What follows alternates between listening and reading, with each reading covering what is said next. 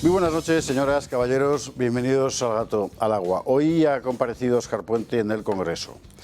Hemos vivido hace muy pocos días un accidente terrorífico que ha costado la vida de 46 personas, más otro fallecido en otro accidente ferroviario.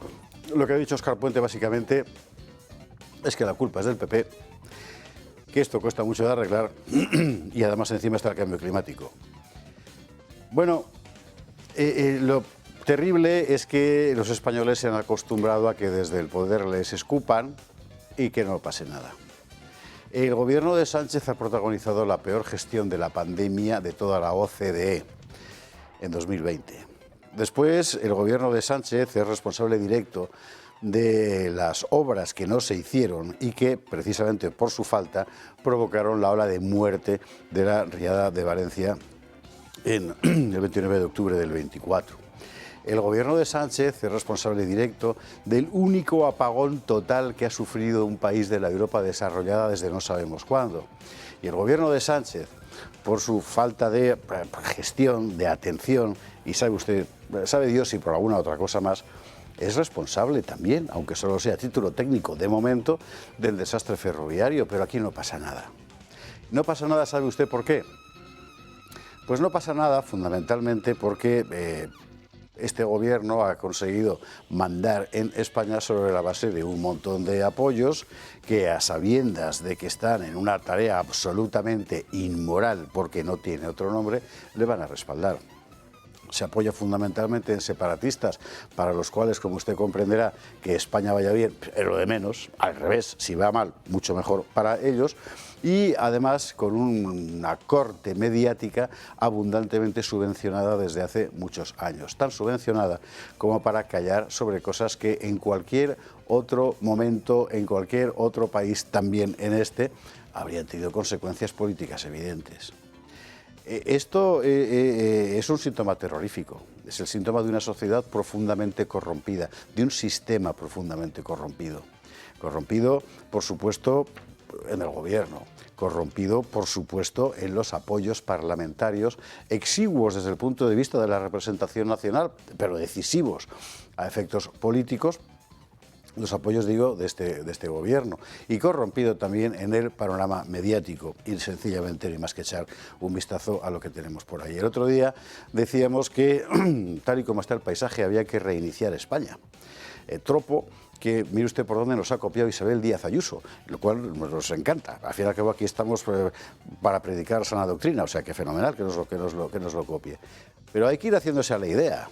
Pase lo que pase después, si hay un después de Sánchez, hay que cambiarlo todo, hay que levantar todas las alfombras, hay que empezar a pedir responsabilidades, exigirlas y darle la vuelta al país, porque si no, sencillamente nos quedaremos sin él.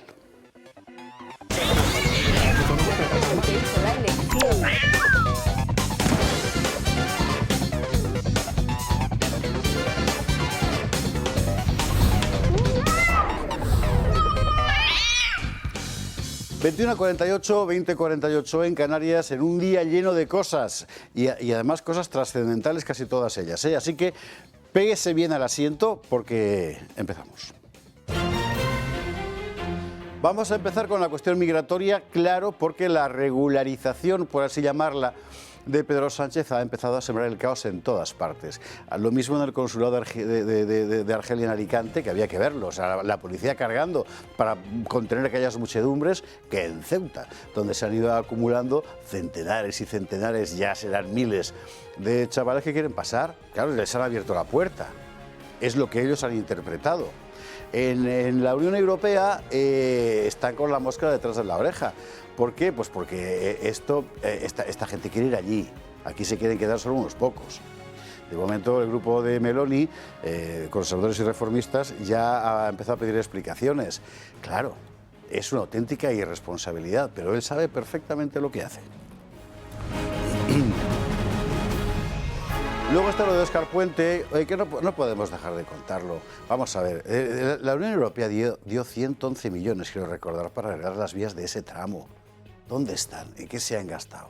Nos hemos enterado de que el balasto de ese trozo de vía, de todo ese trayecto, se adjudicó a una de las empresas donde estaba, la que fichó a la novia de Koldo, a la mujer de Koldo, por 1 millón de euros más de lo que tendría que costar. Encima no se sirvió el material, tuvieron que meter material reciclado. Entonces es una auténtica vergüenza. Y Óscar Puente dice que si el cambio climático es lo de verdad, pero lo veremos. Asunto que ha pasado prácticamente desapercibido entre tanta calamidad, es otra calamidad que probablemente será aún mayor, que es el plan que ha presentado Diana Morant, que se ha puesto gafas para parecer intelectual y eso, para la Universidad Española. O sea, vamos a ver, una puñetera como una hippie, es básicamente lo que quiere convertir la universidad en un sistema donde los alumnos van a determinar la memoria docente, como escucha usted, van a ser también los que evalúen a los profesores y además se respeta su opción a la definición de género propio. O sea, no sé cuántas universidades españolas hay entre las 200 primeras del mundo, creo que ninguna. Ahora será entre las 500. Noticia también importantísima, Sánchez abre la caza de brujas contra las redes sociales. ¿Será para desviar la atención? Bueno, sí, será. Por aquí tiene mucho, desde luego, de lo que desviar la atención, pero la cosa coincide con una ofensiva perfectamente coordinada de los principales rostros globalistas contra la libertad en las redes. Esta tarde, en Francia, el gobierno de Macron estaba registrando la sede de X, la empresa de Elon Musk. Van a por las redes, claro. ¿Por qué? Pues porque están contando lo que hay. Atentos al asunto, porque cualquier día, cuando usted entre en Instagram o en Facebook o donde sea, le aparecerá el rostro de un señor con aspecto de Pedro Sánchez que dirá: te estoy mirando. Luego hay una cosa que no queremos dejar de contar porque demuestra hasta qué extremo España es un país absolutamente absurdo. Vamos a ver, después de Alemania, donde el canciller Merz dijo que el peor error del país había sido prescindir de las centrales nucleares, aparece el primer ministro de Bélgica, que se llama Bart de Wever, y dice que inmenso error el Pacto Verde, vamos, lo peor que podían haber hecho, prescindir de las nucleares. Esto es importantísimo porque llevamos más de un cuarto de siglo en toda Europa machacando nuestra política energética, cobrándole más a la gente por la luz, etcétera, precisamente por quitarnos esto de encima. Claro. Así que al menos una parrafadita sobre la cuestión sí que cabría echar, si por el camino no tenemos otro apagón.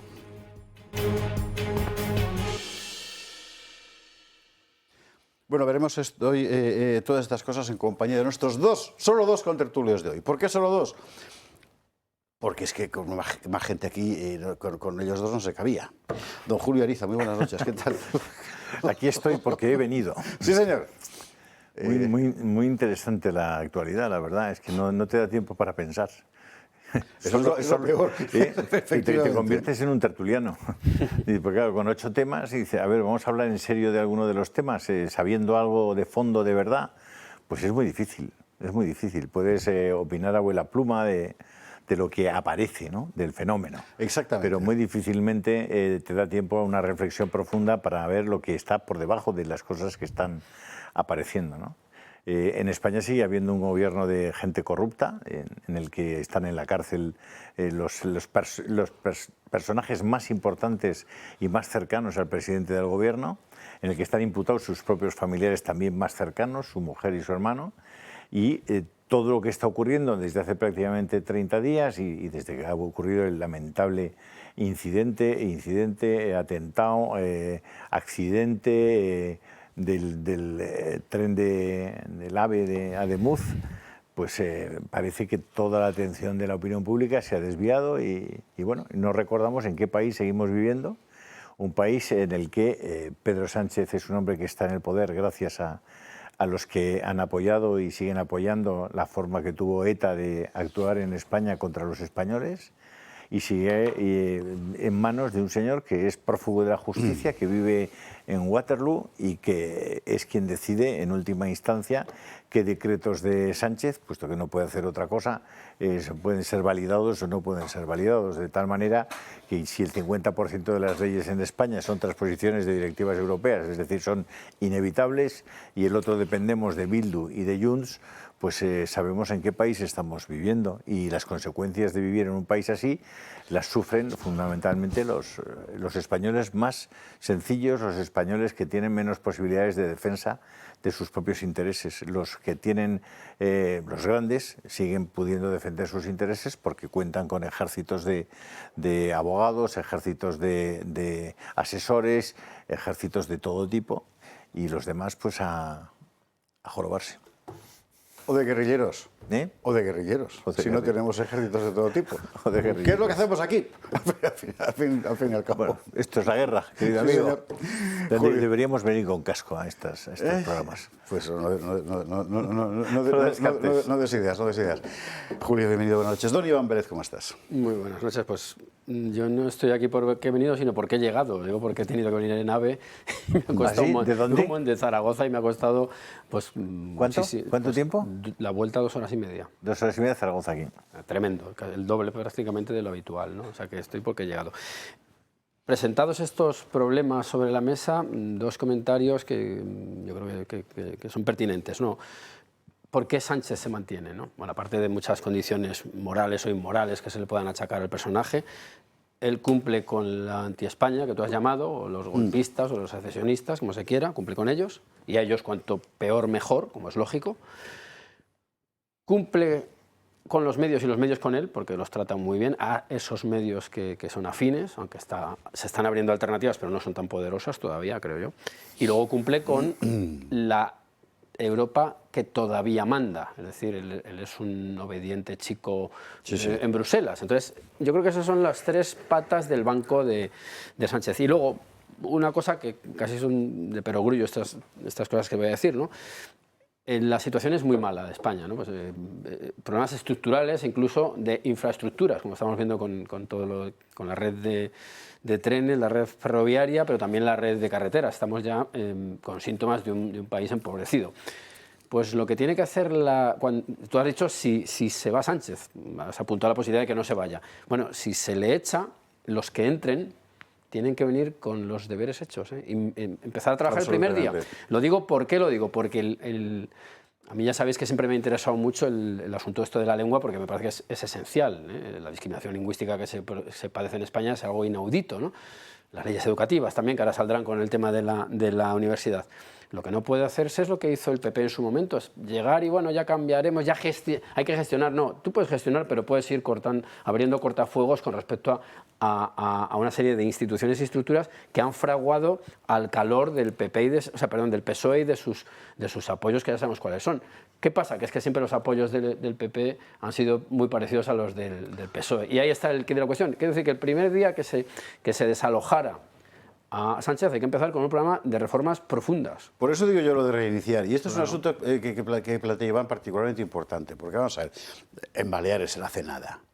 Ya está la señora Proens privilegiando el catalán, que ya sé usted que no es mallorquín, el catalán por encima del castellano a estas alturas. Porque todavía el PP tiene la cabeza formateada conforme al sistema que ya ha dejado de funcionar, pero tiene esa inercia. Y desde esa inercia es imposible realmente cambiar las cosas. Discrepo. No, ¿Tú crees que no tiene la inercia? No, es que voy más lejos. Es que en Galicia hacen exactamente lo mismo. Pues decir, que no es que abran la puerta, es que ellos la fabrican. Que forman parte, claro, están formateados así y tiene que hacerse una renovación a fondo, porque si no, no tiene arreglo. Muy difícil, eso yo no lo veo. ¿Eh? No lo veo, mira, te digo por qué. Porque en Andalucía tenemos a un Moreno Bonilla que está haciendo un andalucismo mucho más radical que sus predecesores. El día 4 de diciembre es el Día de la Bandera Andaluza. A Blas Infante lo tiene en la puerta del Parlamento, que yo me he hartado de verlo, constantemente venerándolo. Es decir, que el propio Moreno Bonilla, que pasa por moderado, pues es un andalucista, vamos, es que es el ABC del andalucismo. Por eso lo llamamos aquí Moruno Bonilla. Sí, pero ves, esa ha sido la dinámica del sistema. Ha sido la dinámica de la fragmentación. Sí, pero que decir que no hay disculpa. Y el PP, no, es una política deliberada. Y ahí tienen que... Están convencidos. Cambiar el chip, de ahí lo de reiniciar. Es absolutamente fundamental. Me ha encantado, por cierto, y no quiero dejar de decirlo, la declaración del Papa hoy ante una delegación de jóvenes políticos en Roma, cuando ha dicho textualmente que ninguna política, les ha dicho, puede servir genuinamente a la gente si niega al no nacido el regalo de la vida. Ha dicho más cosas sobre el aborto, pero es Menos mal que hay algunas cosas que cambian poco, porque, joder, si no, de verdad. Sí. Y eso es una cuestión absolutamente fundamental, también aquí, por cierto. Porque dentro de todo el marasmo nacional, me parece que no se puede prescindir del hecho, aunque el PP quiera, de que deliberadamente estás adoptando una posición de supresión de españoles, que el aborto es eso. En tono un poco más jocoserio, uno de los líderes políticos de Armenia ha declarado hoy que sin sexo es imposible solucionar la cuestión demográfica. Textual. Bueno, no deja de ser una evidencia. Depende también, hay mucho que matizar, pero bueno. En fin, señores, todas estas cosas vamos a ir detallándolas una detrás de otra con todo lo que vaya apareciendo. Por ejemplo, Elon Musk acaba de contestar a Sánchez.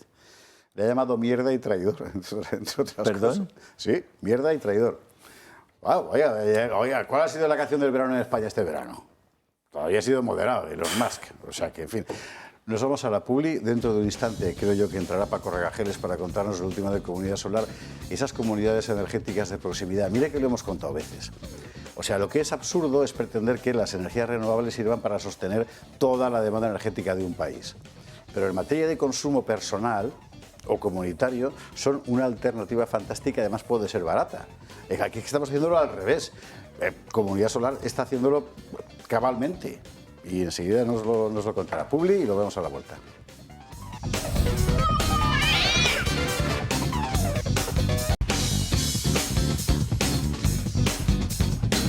Lo han matado esta tarde. 22 horas 5 minutos, 21 y 5 en Canarias. Vamos a abrir páginas, si le parece, internacional. Pero está el mundo en suspenso con la cuestión de Irán, o mejor dicho, del conflicto de Estados Unidos con Irán.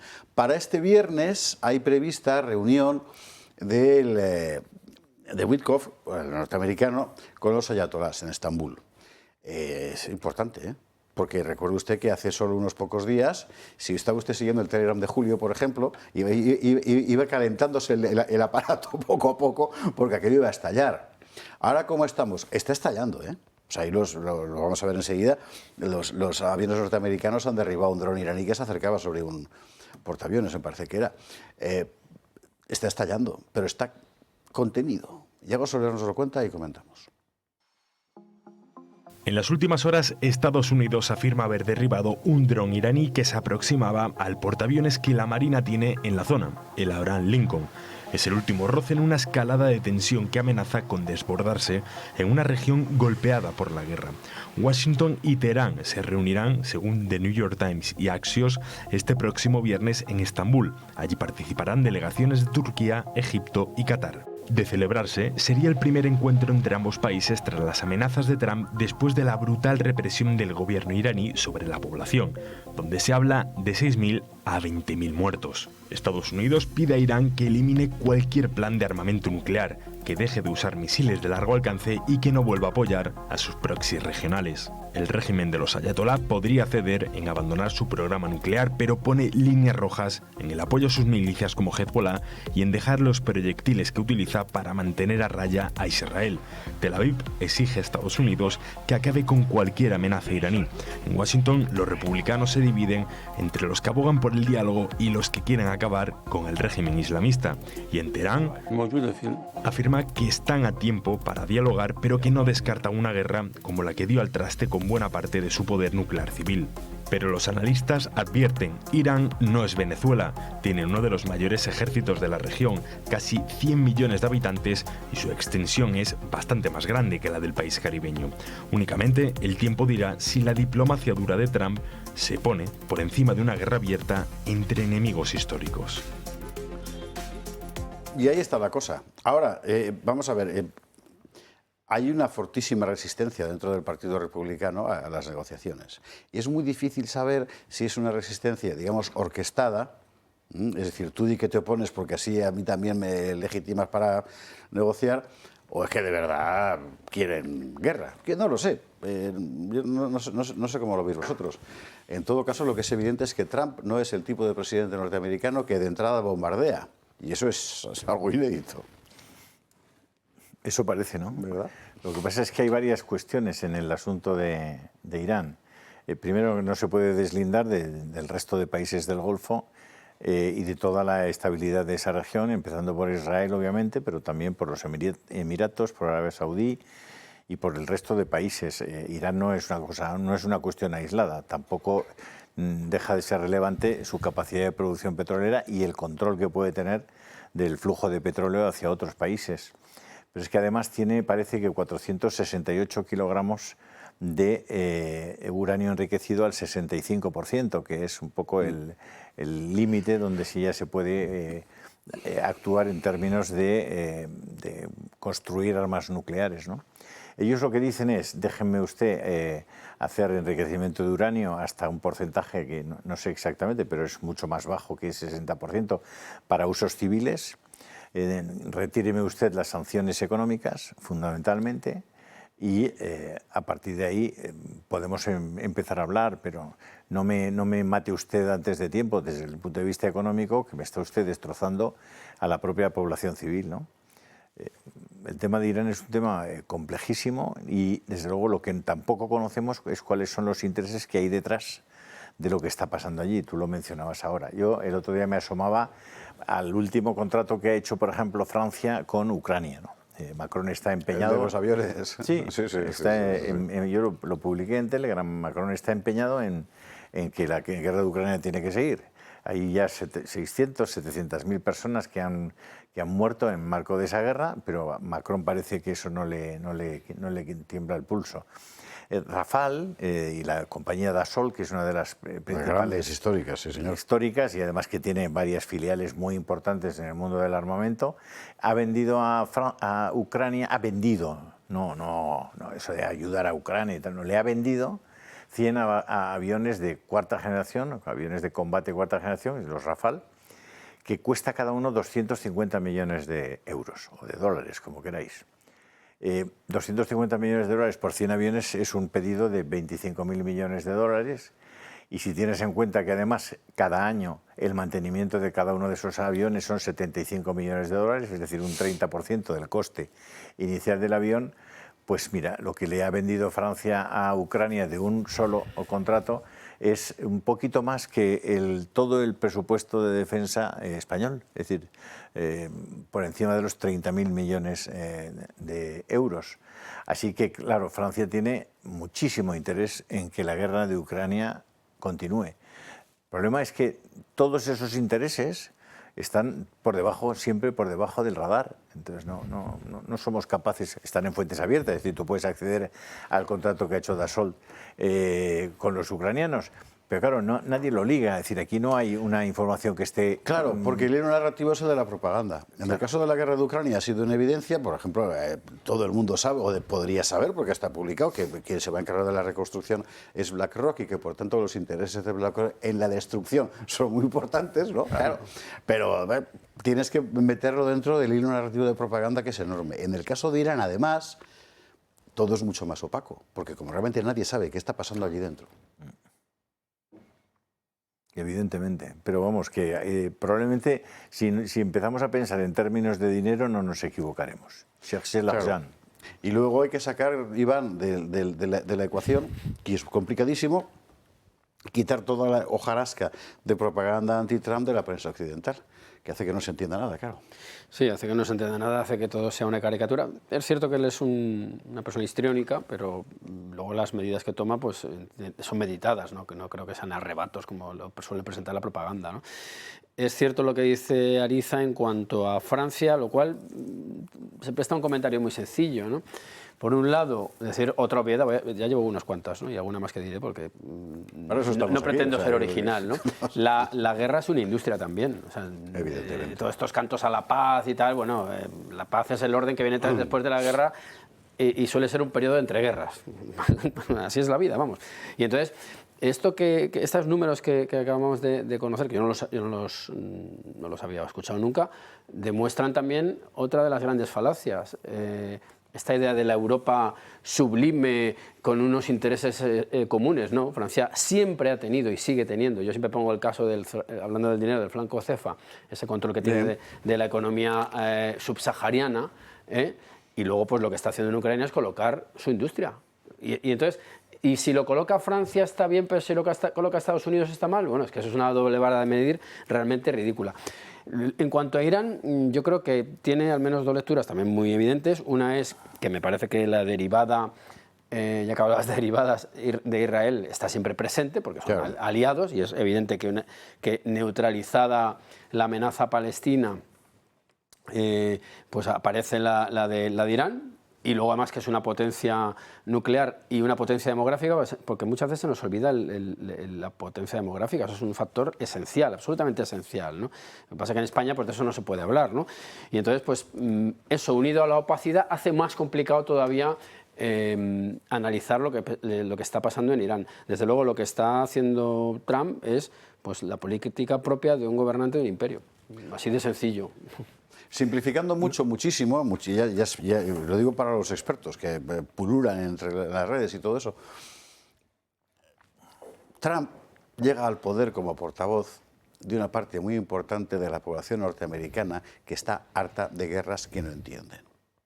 Y buena parte del movimiento MAGA, del Make America Great Again, etcétera, se basaba precisamente en basta ya. O sea, ¿qué coño hacemos en Afganistán, en Irak, etcétera, ¿no? Eso es muy importante.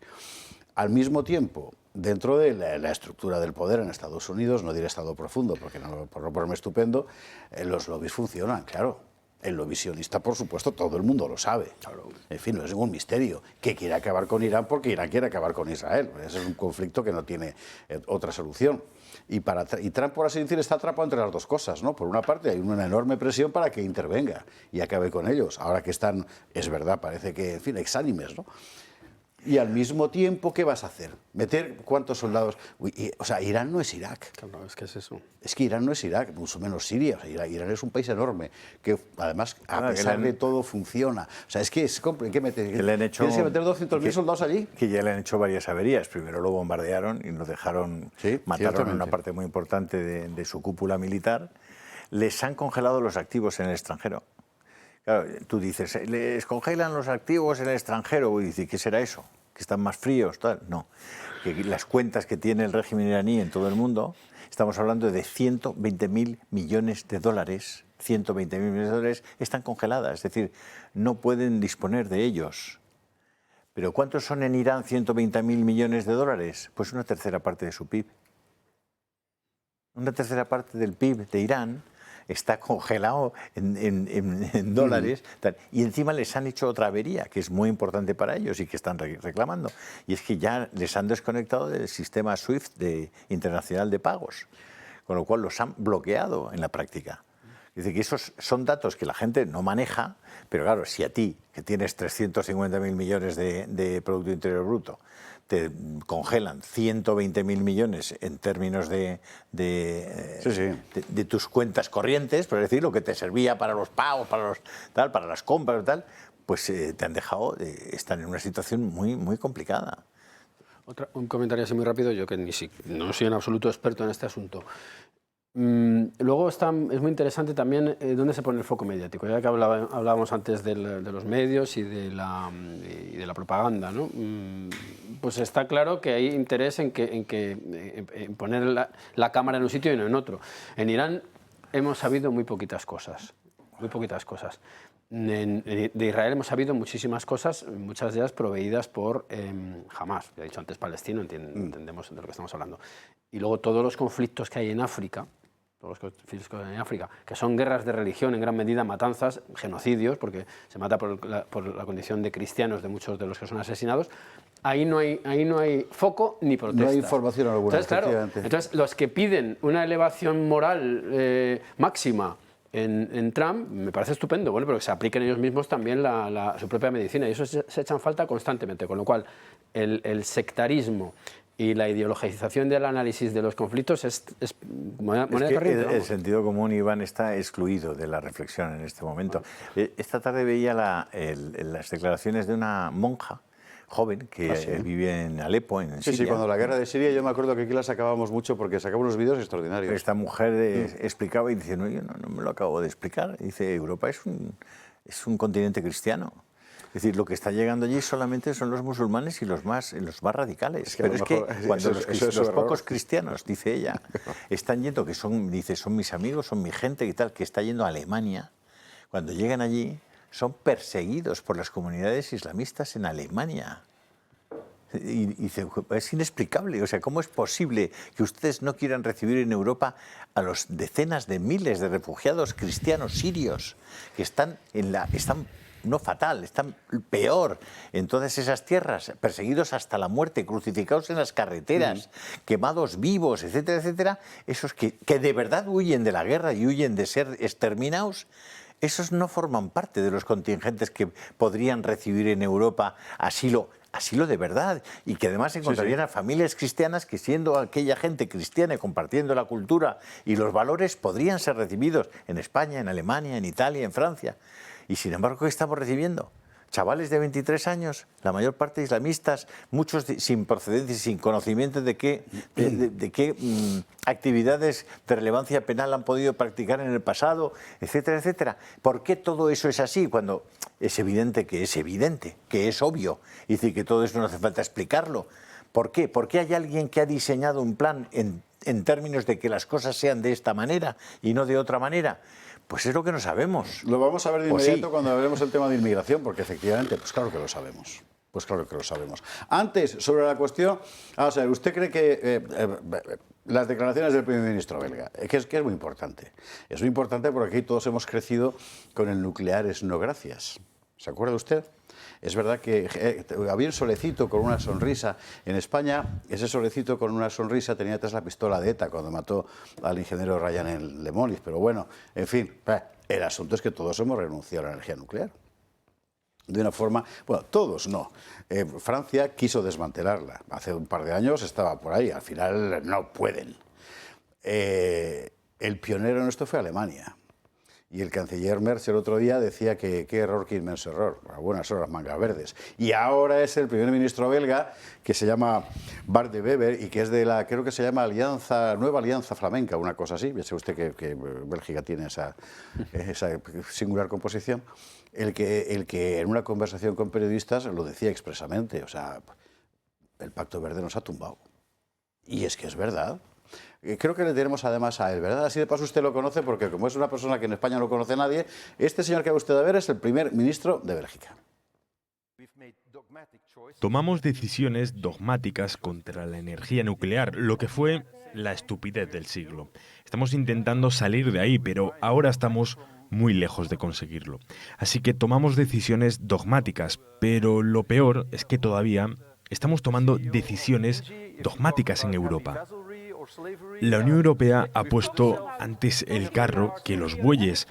Ha dado prioridad a la agenda verde sobre la competitividad y la productividad e innovación europea. Entonces, China se está beneficiando de esa energía barata y la Unión Europea se ha quedado con las facturas locas.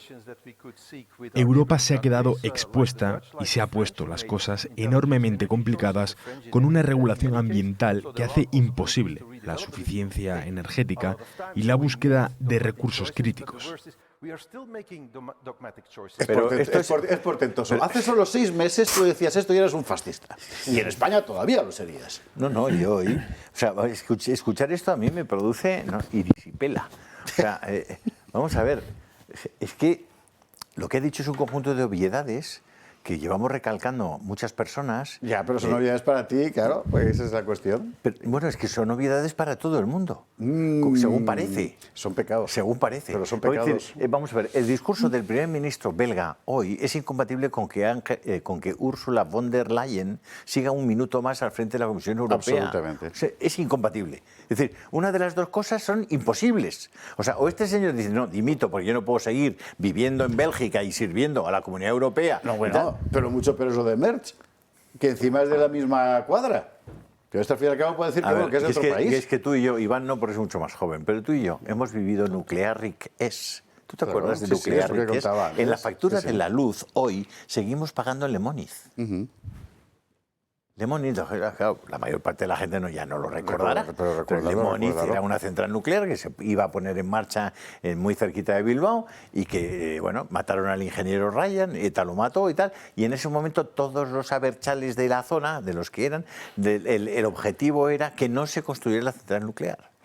¿Pagados por quién? Ahora lo sabemos, por Rusia, por los comunistas, están pagados por los comunistas.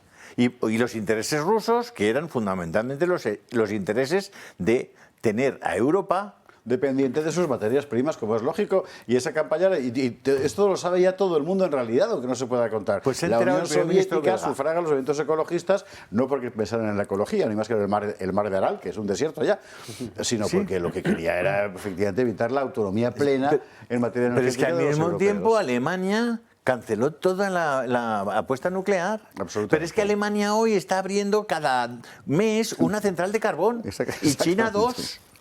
Y al mismo tiempo nos cuentan, o sea, y es que al mismo tiempo, es que todo, me cuesta, Esparza, me cuesta, porque, joder, Mercosur, Ya. todo el día con Mercosur. Dice, pero vamos a ver, ¿cuánto nos cuesta en términos de CO2 traer las cerezas desde Canadá o traerlas en Mercosur desde Chile o desde Argentina? ¿Cuánto nos cuesta? Pero ¿por qué no implantamos aquí un sistema de kilómetro cero, como han hecho muchos pueblos franceses, que no le permiten que los colegios compren nada que no se produzca a más de 10 kilómetros del pueblo? Montando eso, pequeñas agrupaciones agrícolas y labradores y tal, que tienen sus huertos y que sirven de todo, o ganaderas, que sirven de todo al pueblo. Pero ¿qué está pasando? O sea, no nos podéis hablar de Mercosur y al mismo tiempo hablarnos del calentamiento global. Pero si cada kilo que traemos desde Sudamérica, ¿cuánto cuesta en términos de CO2? O sea, es todo como si fuéramos... me cuesta mucho trabajo, Esparza, Como de si verdad. fuéramos gilipollas. No, es que somos Claro. gilipollas. No, bueno, no. sí, usted ya no se entiende. Pero vamos a ver, cuando en política algo parece que no es racional, es porque no estamos buscando la racionalidad adecuada. Claro. Porque no, que usted duda de que es racional y que si nos han condenado a la penuria energética es porque hay alguien que le está forrando ostensiblemente con nuestra penuria energética, claro. Y esto es lo que hace que las políticas comunitarias se hayan convertido objetivamente en lesivas para los europeos.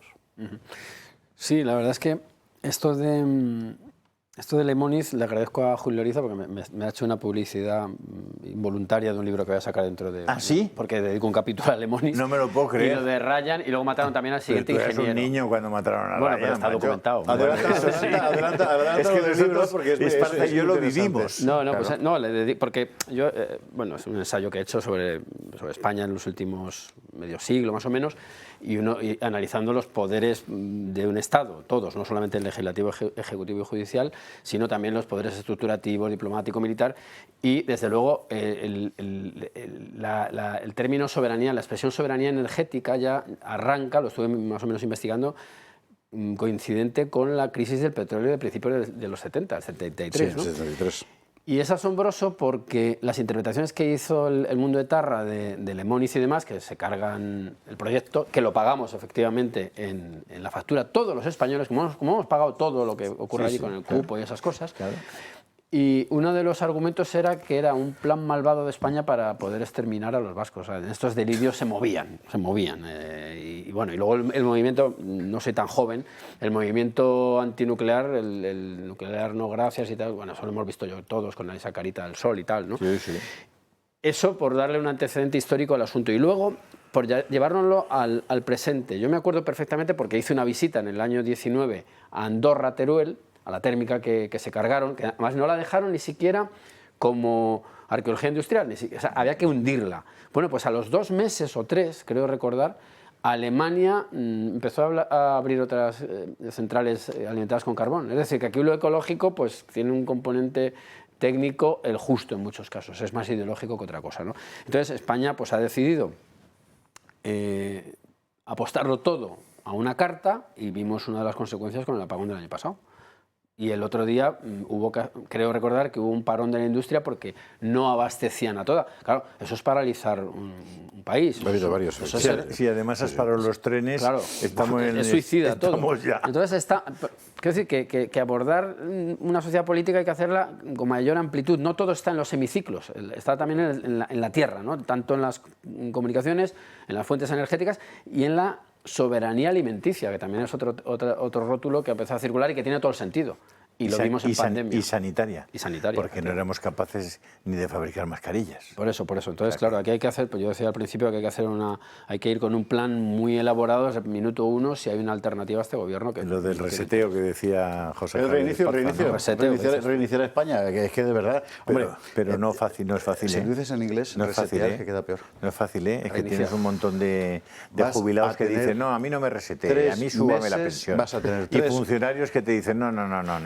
Y luego 1.800.000 tíos cada día que no van a trabajar porque están de baja. Esto, por cierto, del absentismo es una cosa asombrosa, ¿eh? 1.800.000 que les duele la cabeza. Y muchos de ellos, por cierto, no diré en la función pública, en el empleo público. Bueno, pues... Si se hicieron, no, las estadísticas no te las dan desglosadas. No te dicen cuántas se producen en un sitio y cuántas en el otro. Pero sí te las puedo dar yo, las de las instalaciones agrícolas o ganaderas. Es cero. Las bajas, aunque les dura la cabeza, hay que coger a la vaca. Claro. Y los taxis. Sectores con No, los autónomos no te preocupes que esos no cogen baja laboral. Ahí estamos. Entonces, claro, ¿quién se ocupa de eso? ¿Quién piensa sobre eso? ¿Alguien quiere arreglar eso? Porque claro, dicen, no, hay gente que se pasa un año por depresión de baja y efectivamente la depresión es una enfermedad terrible y cuando la tienes, oye, no baja lo que sea. Pero ¿cuánta gente dice que tiene depresión y lo que tiene es unos huevos como el caballo espartero?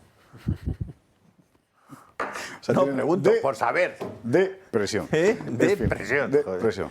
Bueno, nada, que ese puesto lo de Bélgica. Y aquí nosotros a lo mismo. Y mucha gente pensando que es por salvar el planeta. No. Es por salvar las fortunas de quienes están beneficiando de condenar a España a la precariedad energética como en todos esos países. Porque si fuera por salvar el planeta, tenga usted la seguridad de que ni Alemania estaría quemando ahora carbón como si no hubiera un mañana, ni en Bélgica estaría diciendo, pero ¿qué hemos hecho? Claro, sencillamente llega una élite política nueva, que ya no es hace 25 años, y por tanto sus compromisos de carácter oligárquico ya no son los mismos. Y ahí estamos. Por cierto, a este propósito le recomiendo mi artículo de hoy en Gaceta, ya que estamos... Yo lo colgo en Telegram. Por cierto, Teorías de la conspiración se llama. Y, en fin. Bueno, a la publi, venga, vamos a la publicidad porque hay que hablar de más cosas. Vamos a hablar de la cuestión migratoria que quería sacar Julio y es que efectivamente es uno de los grandes temas, sin ninguna duda. ¿Cuántas veces nos han contado que la teoría del gran reemplazo es una teoría de la extrema derecha, de la conspiración, no sé qué? Pues Irene Montero. Bueno, en el fondo está bien. Aquí tenemos dicho desde hace meses que estamos viviendo los tiempos de la gran clarificación. O sea, todo está cada vez más claro. Esto también, efectivamente, buena parte de la inmigración masiva tiene un propósito de reemplazo demográfico de los europeos autóctonos. Enseguida lo vemos. ¿Sabéis que la Organización Mundial de la Salud advierte de los riesgos sanitarios de beber agua desmineralizada? ¿Qué quiere decir esto? Pues que parece ser que beber aguas de muy baja mineralización o muy bajo residuo seco no es bueno. Y nos han estado contando permanentemente todo lo contrario. Menos mal que Agua Sierra Cazorla nos informa de todo esto adecuadamente.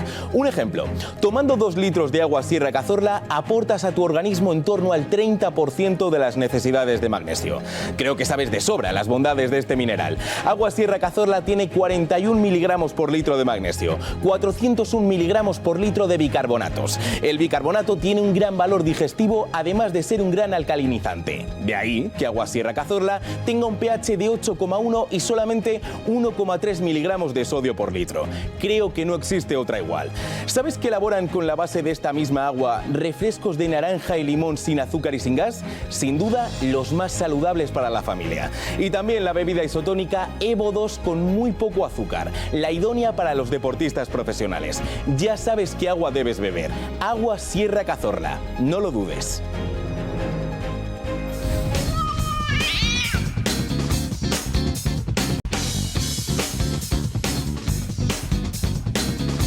Comprobado, tiene que ser 22:37, 21:37 en Canarias y vamos a la cuestión migratoria. Ha pasado un poco de todo hoy. Vamos a ver imágenes, simplemente. El hecho es que el anuncio del gobierno ha desencadenado, como era previsible, y como habíamos dicho aquí, por cierto, pues un claro efecto llamada. Estos son imágenes que ha subido Rubén Pulido de la frontera con Ceuta, si no recuerdo mal. Ahora mismo dudo si es Ceuta y Melilla, creo que es Ceuta. esto es solo la gente que se iba acumulando, claro. ¿Para qué? Para entrar. Porque España es ese país donde una vez que han entrado no los puedes sacar. Claro, que es una cosa insólita completamente. Así que el que entra, de entrada, a que se resuelva su situación. Bueno, pues ahí estamos. Vamos a seguir viendo cosas. Esto es Baleares, tal vez. Quiero recordar que son las imágenes que han subido. Estos son los ganchos. Son los ganchos que utilizan. Ganchos para la valla. Ah, no, esto sigue siendo Ceuta y Melilla. Esto sigue siendo la frontera, Ceuta, ¿no? Efectivamente.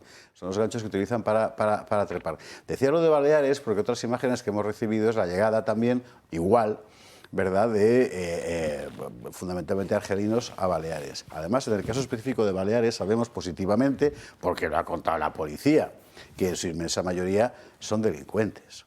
Por cierto, cuando se habla de antecedentes penales en su lugar de origen, hay que recordar que los antecedentes penales allí no son los mismos que aquí. Claro, esto es el consulado de Argelia, creo recordar, en Alicante, donde evidentemente se ha acumulado la gente, claro, porque hay un montón. Y la policía ha tenido que cargar en algún momento para dispersarlos. Y este es el de Pakistán en Barcelona. Contábamos ayer que las colas inmensas que había en torno al consulado de Pakistán en Barcelona, de gente que pide a mí regularízame.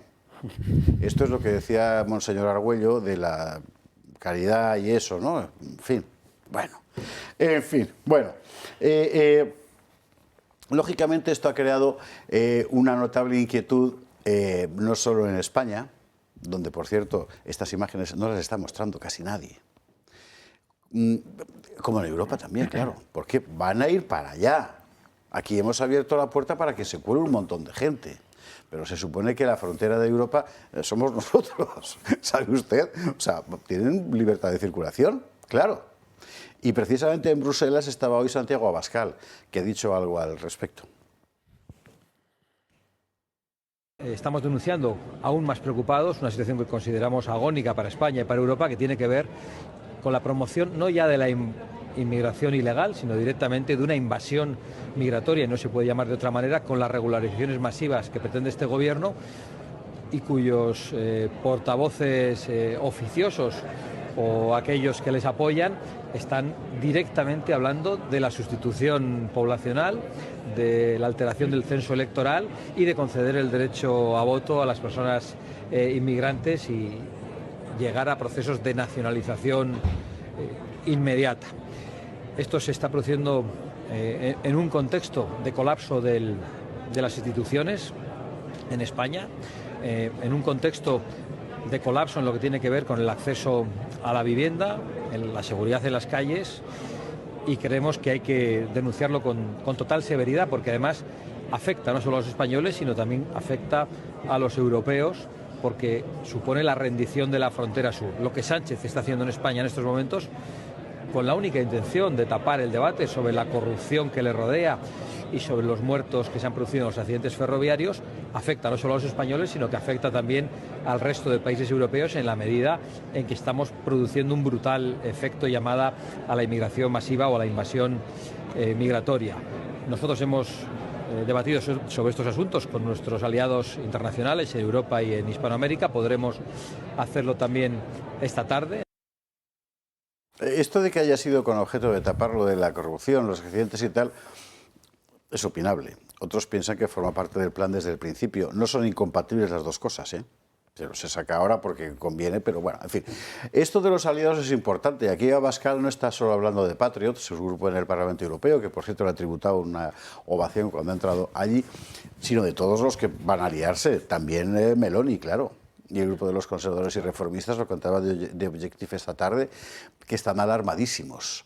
Están alarmadísimos porque todo el área Schengen, que es de libre circulación de personas, evidentemente queda afectada por esto. Con lo cual también el grupo de RC en el Parlamento Europeo ha dicho, pero este tío, ¿quién se ha creído que es? Pues ahí estamos.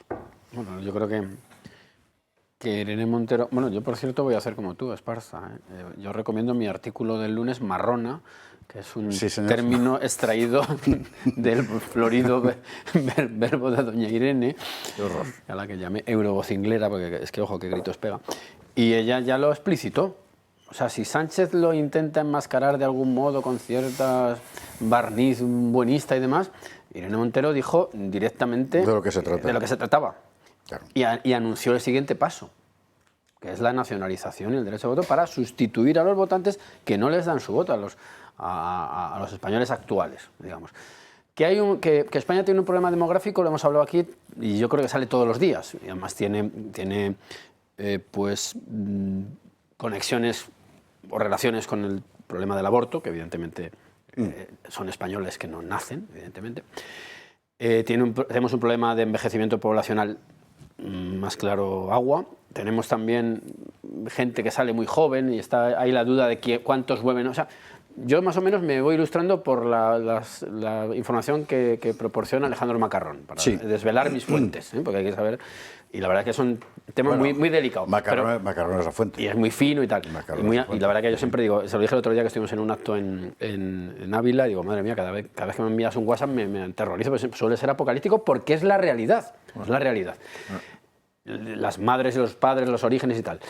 Que tenemos un problema demográfico, evidente. Ahora, la solución no creo que sean esto que se puede llamar prácticamente invasión, porque tiene que haber una regulación de los flujos migratorios, si es que son necesarios. O sea que, claro, es la cuestión. Esto que plantea Iván es muy importante. Se da por hecho que la única forma de compensar una realidad objetiva, que es el descenso de la natalidad, es la inmigración, pero no. Hay un artículo maravilloso, magnífico, de Alesia Putin, que es una profesora de Salamanca, si no recuerdo mal, está allí ahora, creo recordar, sobre que pone el ejemplo del Japón. La política migratoria de Japón, en unas circunstancias ostensiblemente mejores que las europeas en cuanto a número de entradas, van precisamente dirigidas a eso, tratar de evitar el problema. Es que hay otras opciones, las hay. Un día hablaremos con ella sobre la cuestión. Por cerrar el asunto, lo que está claro es que quieren una sustitución del censo. Es que quiero decir que lo han dicho ellos. Claro. Entonces, ¿por qué? Porque a los que tienes actualmente no les convencen tus políticas. Entonces tienes que traer gente con unos reclamos muy específicos, pero claro, las consecuencias pueden ser tremendas, porque yo sinceramente no quiero una España islamizada. El que la quiera, pues que la quiera, pero yo no la quiero porque no son nuestros valores. Y esto es que se le llena tanto la boca de feminismo. Bueno, ¿dónde está el feminismo? Es que yo de verdad, es que es escandaloso, vamos.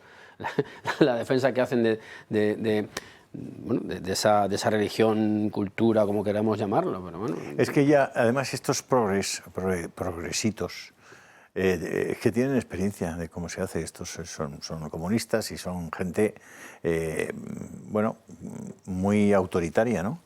El reemplazo aquí lo tuvimos en el País Vasco. Cierto, es verdad. En el País Vasco, entre 250.000 y 300.000 personas del País Vasco, entre los que me encuentro en Navarra, no en el País Vasco, pero sí en Navarra, nos marchamos de allí.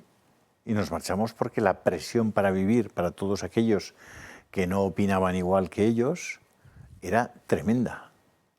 Y muchas familias están en la costa mediterránea, están en Madrid. Miles y miles de vascos están aquí, muchos de ellos han hecho fortuna porque eran gente emprendedora, probablemente lo mejor del País Vasco. Se marchó del País Vasco y huyendo. Y a esa gente a la que la política española en un momento determinado les prometió que a esa diáspora se les iban a reconocer los derechos para poder seguir votando allí, porque eso alteró decisivamente el censo electoral en el País Vasco, eso no se ha hecho. No se ha hecho, como siempre. Por cobardía, por miedo, porque el PNV ha sido... en el caso del País Vasco, 200.000 personas, ¿no? 250.000 personas. En una población de 2.200.000. Era menor entonces. Es una distorsión. Imagínate, claro. Es una distorsión y el PP se lo planteó, pero luego se lo olvidó. Por eso yo insisto, hay que llegar al poder con las... Y en ese sentido, fíjate, las izquierdas son más audaces. Llegan y inmediatamente te quitan la ley educativa al día siguiente, ¿no? Y hacen lo que tienen que hacer, evidentemente. Claro. Con respecto a esto, de las sustituciones poblacionales o censitarias, o como se quiera llamar, lo del País Vasco es evidente. Ahí se excluyó a un montón de gente bajo las balas. Y aquí se está haciendo con otras medidas. Venga, a pasar, que hay papeles, que luego tienen un impacto en la vivienda evidente, porque esa gente, venga lo que venga, tiene que dormir bajo techo, lógicamente. La precarización del trabajo está ahí. Aquí hay mucha tela que cortar. Y desde luego esto no es ninguna solución. Por cierto, por dar alguna referencia interesante, de lo ocurrido en el País Vasco se aniquiló, o se acabó con unos sectores políticos muy concretos. Por ejemplo, el sector carlista sufrió muchos atentados. Hay un libro muy interesante que se llama Una resistencia olvidada, de Víctor Ibáñez, que yo recomiendo, cómo se dedicaron a que el nacionalismo fuera el PNV en las instituciones y los de la hacha y la serpiente pues en otros sitios. Y claro, ahora están a ver quién se lleva el gato al agua, ¿no? Aquello, Iván, tuvo muchas consecuencias, porque muchas. si una sociedad extraes a la gente que piensa de una determinada manera, que construye sociedad de una manera concreta también, que potencia unos valores, etcétera, etcétera, al desaparecer, todo eso queda a cero. Y obviamente la sociedad, ¿a quién tiene de referencia? A los que se han quedado. Claro. Y que son los que mandan y los que tal. Bueno, yo en este tema de la inmigración, Esparza, a mí me hace mucha gracia cuando la gente me dice, joder, ¿y por qué Vox está subiendo tanto? ¿Por qué Vox está subiendo tanto? Vamos a ver, Vox desde el minuto 1 reconoció en la inmigración ilegal un problema grave para los españoles y que tenía consecuencias graves para la vida diaria de los españoles. Yo siempre recuerdo y explico el chiste de Lord Paddington y su mayordomo Lester. Lord Paddington estaba en su palacio, en su casa en Londres, y Lester llama a la puerta y le dice, mi Lord, comienza a llover sobre Londres. Gracias, Lester, retírate. Lester se retira, y al cabo de un buen rato, Lester llama otra vez, pom, pom, y dice, pase, Lester, mi Lord, llueve copiosamente sobre Londres. Dice, Lester, muchísimas gracias. Lester se retira. En la siguiente, mi Lord, el Támesis está comenzando a tener problemas y podría desbordarse. Dice, muchas gracias, Lester, retírate. Pom, pom, dice, mi Lord, el Támesis. A Vox le ha pasado exactamente eso. Vox estaba diciendo que el Támesis, que llovía más, que el Támesis se desbordaba, que la inmigración, y al final la inmigración, que es el Támesis, la tienes en la puerta, en el primero A, en el tercero B, en el cuarto C. Y son personas que se comportan desde un punto de vista cultural y social de forma completamente diferente y enormemente a veces violenta y agresiva que la cultura imperante en este país, que es una cultura de paz, de reconocimiento del otro, de tranquilidad, de respeto, etc. ¿Qué ocurre con eso? Pues ocurre que la gente ya sabe que el Támesis se ha desbordado y ya dice, bueno, pues ahora ya, macho, lo siento, pero solo nos queda Vox, porque son los únicos que reconocieron la realidad. Sí. Y hay un tsunami de realidad en este momento. No es que crezca Vox porque sean especialmente listos o especialmente tal. Algunos de ellos son más y otros son menos y otros somos más tontos y otros no sé qué. Pero reconocieron la realidad. La realidad es el problema de la sanidad en España, relacionado directamente con la inmigración ilegal, el problema de la educación en España relacionado con la inmigración ilegal, el problema de la vivienda en España y de la seguridad en España relacionado con la inmigración ilegal. Eso era el Támesis. Chicos, Milord Thames. Y ahora bajo el Támesis se puede adivinar en los días de las aguas tan claras la silueta de Paddington Manor que se ha quedado ahí sumergida. Bueno, pero esto, Inglaterra ya es Paddington Manor. Ya está enteramente sumergida. Es un perfecto ejemplo. Bélgica también. En Bruselas concretamente, el 70% de los menores de 17 años son extraeuropeos. ¿Te acuerdas cuando decían aquello de es la economía imbécil? No, es la identidad de estúpidos. Claro, es la identidad. Me ha venido muy bien porque es el título de un capítulo del libro que estoy escribiendo ahora. O sea que, mira, aquí estamos, que no paramos de producir. No, ya nos lo comentáis para que vengamos aquí a contar vuestros libros. Joder. Ahí es el señor. Bueno, esto no ha hecho más que empezar. Esto no ha hecho más que empezar. El problema se va a multiplicar porque se ha abierto una puerta enteramente irresponsable, como además se ha abierto de la forma más conflictiva posible, declarando la guerra. Yo soy... Esto os lo voy a someter a vuestra opinión. Igual yo soy demasiado ingenuo, pero a mí me parece que en esas declaraciones Irene Montero le quitó 1 millón de votos a la izquierda y medio millón de crucecitas a la conferencia episcopal. Ah, bueno, seguro. O sea, vete a Getafe a contar eso de las marronas.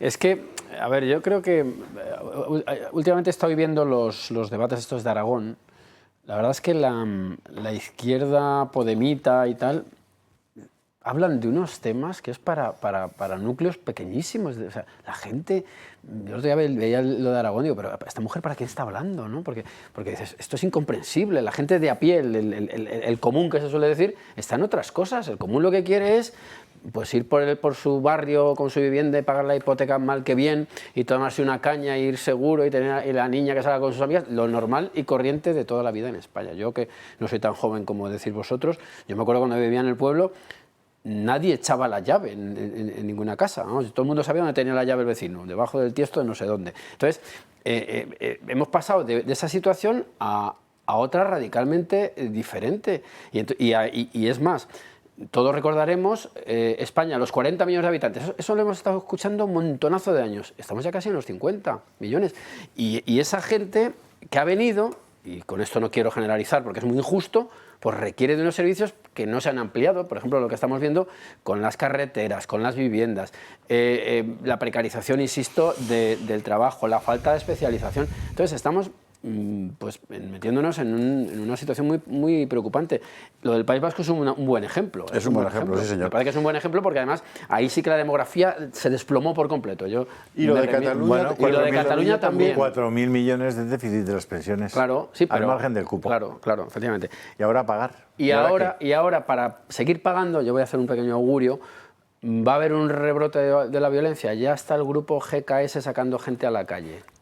¿Por qué? Porque es que eso de manera pacífica no se puede sostener. Quiero decir, yo no puedo ver a un amigo mío de Bilbao y decir, es que tú eres superior a mí. Yo no puedo vivir así, salvo que sea una amenaza o tenga una fuerza para obligarme. Entonces, esos son movimientos que han dado resultado y han hecho una limpieza no digo étnica, pero sí del censo para que se voten las opciones que se quiere que se vote. Cataluña, pues ya estamos viendo la cantidad de islamización que está aflorando allí y hay ya reacciones. Y la cantidad de gente que te dice, yo cuando voy a Barcelona siempre cojo taxis y hablo, cuando no son pakistaníes, que es habitualmente o marroquíes o argelinos, son españoles, son catalanes, son españoles y son gente pues que vino en los años 60, 70, que son 80, ¿no?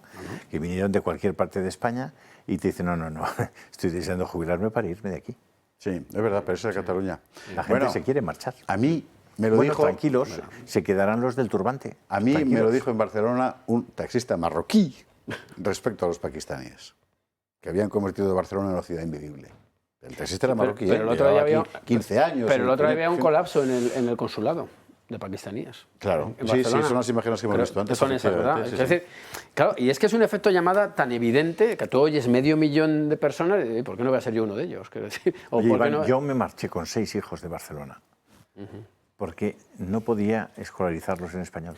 Pues mira, yo en el 2000, aquí ya contando batallitas, en el 2010 estuve todo el año trabajando haciendo un túnel, de hecho, en Tarrasa concretamente, y yo no me llevé a mis hijos porque no se puede escolarizar en español y por ahí no paso. Pero es que voy más lejos, yo a lo mejor soy un facha, estas cosas caricaturescas que se dicen de uno y tal.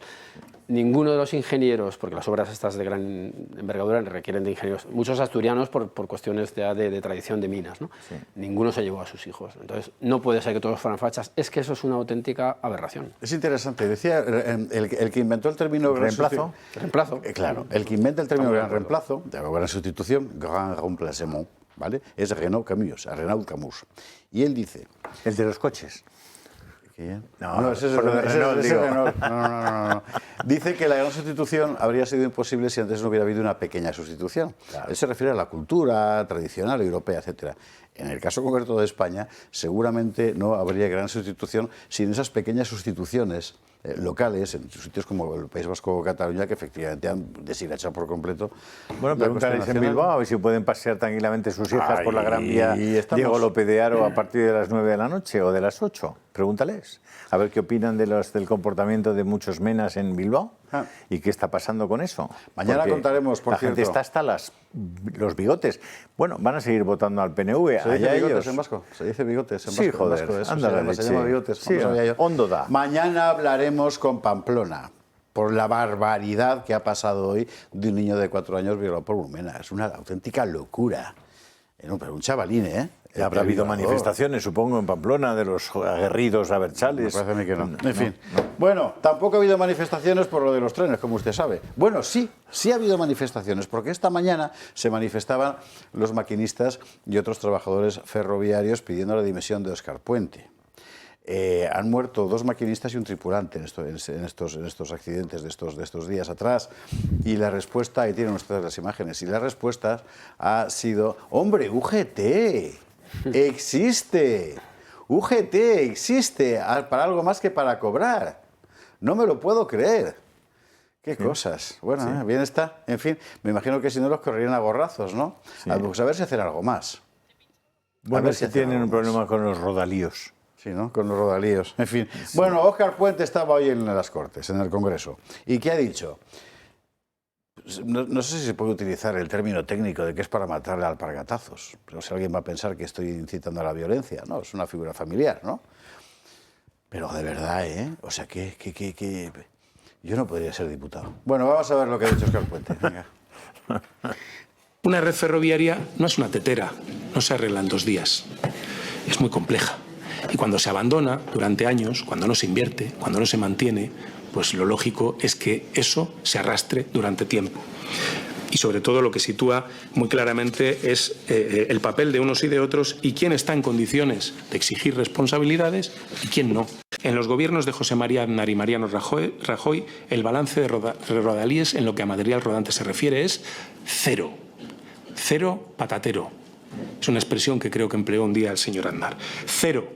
Facilitar una fecha para la restitución del servicio original en plenas condiciones de seguridad no es posible. Nos fijamos un objetivo de 10 días naturales, pero, como saben, en estos días tenemos una situación climatológica que incluso ha llevado hoy a la propia Junta de Andalucía a tomar medidas de limitación de la movilidad y es evidente que las obras también se ven afectadas.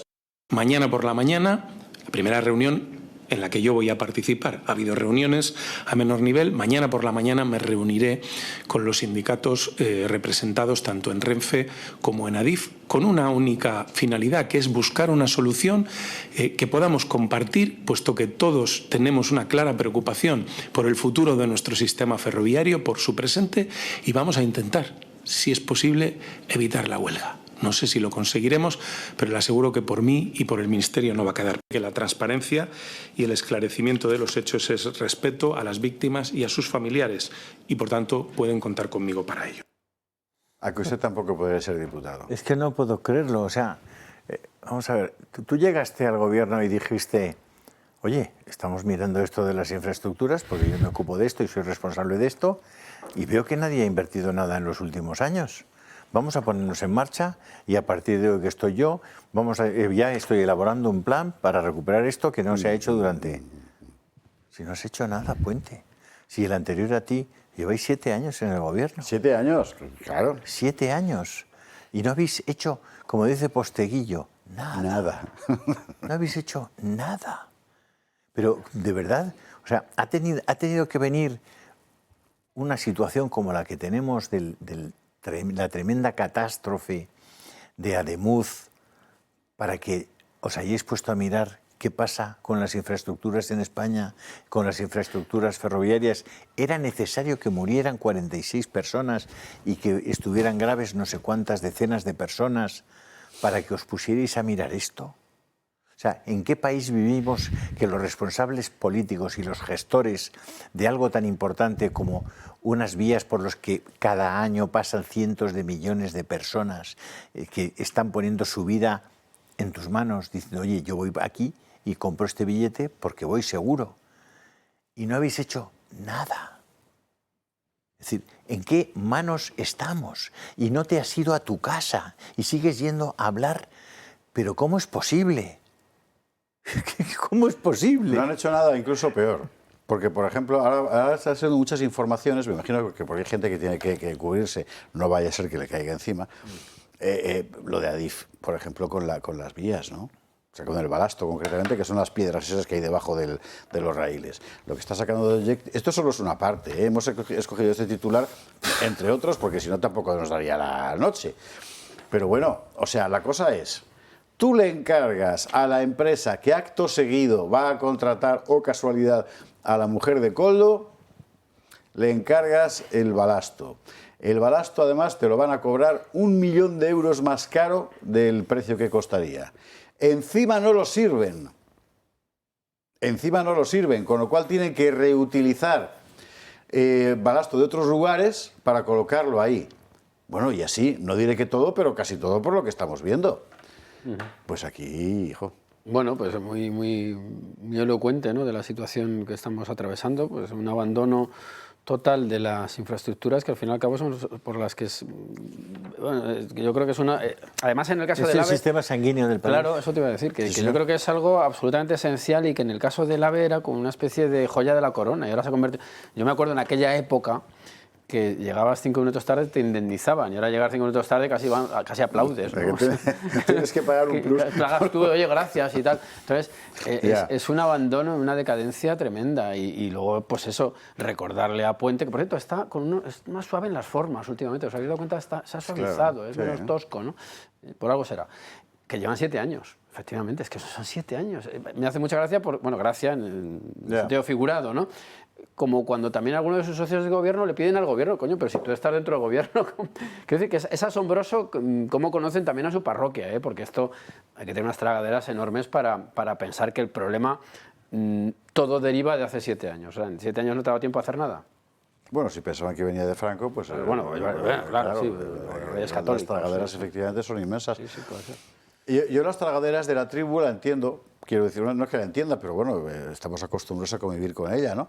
Ahora, las tragaderas de la corte mediática es lo que me parece completamente indignante. Que no se debe generalizar, por supuesto. De hecho, todo esto está saliendo porque los medios lo cuentan. Pero medios muy concretos, que siguen cobrando fortunas del poder, lo ocultan. Y ahora yo puedo entender, me parece muy mal, pero puedo entender que cuando hablas de política general, pues bueno, hagas un poco la vista gorda, con una corruptela, que le pongas la noticia en pequeñito, que no sé qué. Usted sabe ese ejercicio que hace Ariza de vez en cuando en Telegram, de sacar una portada ¿y dónde aparece esta noticia? Pues está aquí metida. Bueno, ahora, cuando hay 40 y tantos muertos, no puedes hacer eso. Es una canallada. No puede ser. Porque es que podríamos haber sido cualquiera, también el que ha hecho la información. Es que hay que ser un canalla. Un canalla. Y el descenso en la velocidad demuestra que no tienen seguridad en los carriles. Yo iba a volver de Sevilla y estaba buscando un tren para volver de Sevilla y la alternativa que tenía era un tren que salía a las 10 de la mañana y llegaba a las 15:37. 5 horas 37 minutos. Como antiguamente. Sevilla-Madrid. Pensé en alquilar uno de esos carros que hay en la plaza en Sevilla, allí, con el caballo y eso. Con el caballo Más vistoso. y venirme para acá. Es decir, es una cosa... Yo, sinceramente, creo que las consecuencias de esta situación de las infraestructuras ferroviarias, del accidente de Adamuz, etcétera, en términos económicos para España, van a ser muy importantes.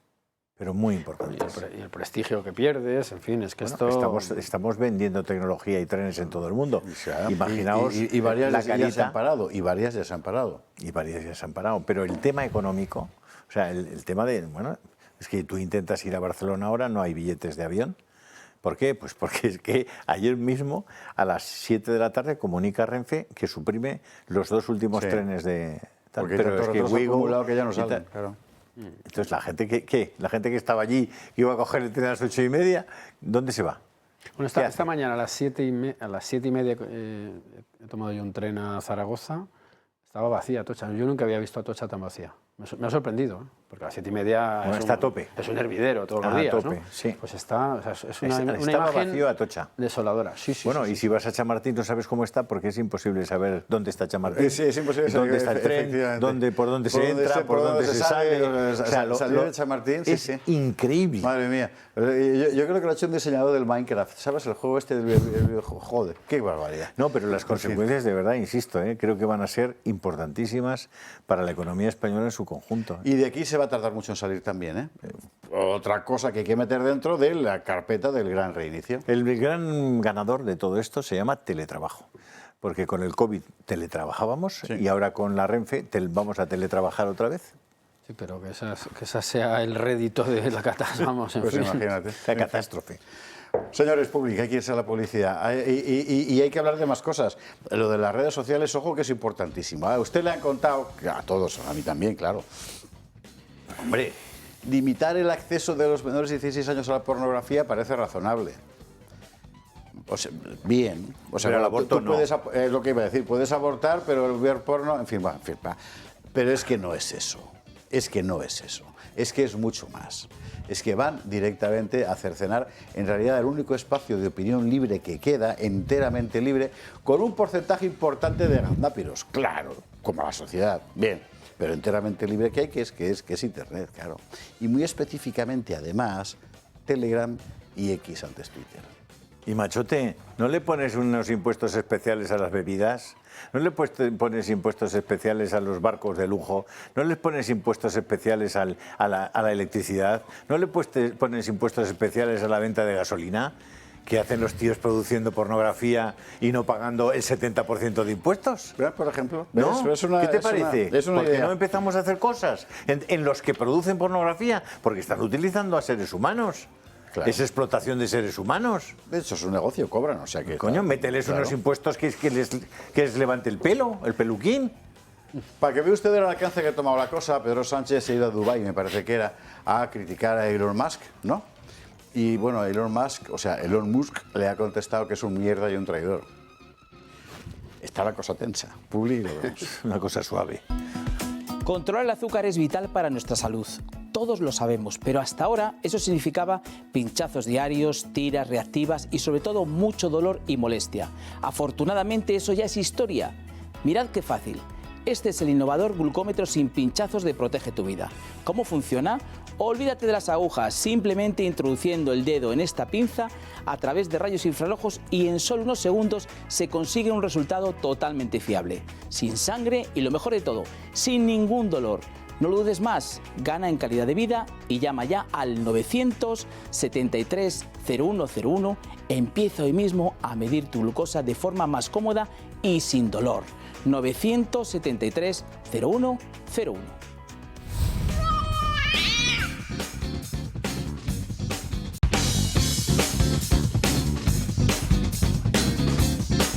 14, 22, 14 en Canarias. Vamos a la cuestión de las redes. Van a por nosotros, como cantaban o escenificaban más bien Accidents Polypoetics allá por los años 90, cuando en Cataluña había vida inteligente, muchísima vida inteligente. Luego se ve que se ha marchado, o está allí escondida, no lo sé. Bueno, van a por nosotros. Si le interesa a usted la cosa, búsquelo en YouTube porque es divertidísimo el número. Lo de las redes. Que se va Pedro Sánchez a Dubái y allí dice esto que va a escuchar usted. La semana pasada, el propietario de X, él mismo, un migrante, utilizó su cuenta personal para difundir esta información sobre la decisión soberana de mi gobierno de regularizar a más de 500.000 migrantes que viven, trabajan y contribuyen al éxito de nuestro país. La misma plataforma que ha permitido que su crecimiento en inteligencia artificial genere contenido sexual ilegal. Mientras tanto, Instagram ha sido acusada de espiar a millones de usuarios de Android en todo el mundo. Facebook se ha utilizado para desplegar cientos de campañas de desinformación e interferencia extranjera durante las elecciones nacionales y regionales. Todos estos casos son reales y recientes y representan solo la punta del iceberg. Una pequeña muestra de los muchos delitos y conductas indebidas que se producen cada día en las redes sociales. Algunos dirán que si no nos gustan las plataformas de redes sociales simplemente podemos abandonarlas, que nadie está obligado a usar X o TikTok. Y tienen razón. Para muchos de nosotros, esta es todavía una opción. Pero sabemos que nuestros hijos y muchos ciudadanos no tienen esa opción. Las redes sociales se han convertido en una parte integral de sus vidas, de su realidad. Así que queremos protegerlos. Solo hay una cosa que podemos hacer: tener el control. Tenemos que asegurarnos de que estas plataformas cumplan las normas como todo el mundo. Sé que no será fácil, Las empresas de redes sociales son más ricas y poderosas que muchos países, incluido el mío. Fíjese usted la evolución del discurso. Elon Musk me critica mi política de inmigración, a partir de ahí salta a la cosa ilegal, al sexo, a la injerencia electoral. Necesitamos tener el control. Él. Bueno, Elon Musk le ha contestado con un post al que antes hacíamos referencia, en el que dice esto que está usted viendo ahí: el sucio Sánchez es un tirano y un traidor al pueblo de España. Y luego pone ese icono fácilmente reconocible como excremento, para que vamos a decir otra cosa, en verdad. La punta del iceberg... Dos datos, Esparza, si me permites. Por favor.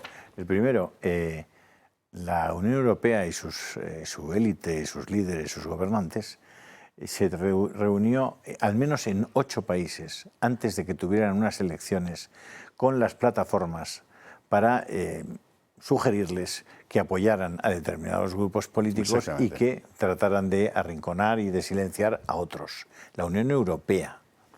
Cuando Donald Trump en el 2021 cuando, estaba en Twitter en ese momento, los señores de Twitter le cerraron la cuenta y era el presidente de los Estados Unidos de América. Le cerraron la cuenta. ¿Alguien protestó? ¿Alguien dijo, hombre, no van a cerrar la cuenta al presidente? No, ni al presidente ni a nadie. No, nadie. ¿Sabes qué hizo Donald Trump? No salió diciendo voy a cerrar Twitter. Salió diciendo voy a crear Truth Social.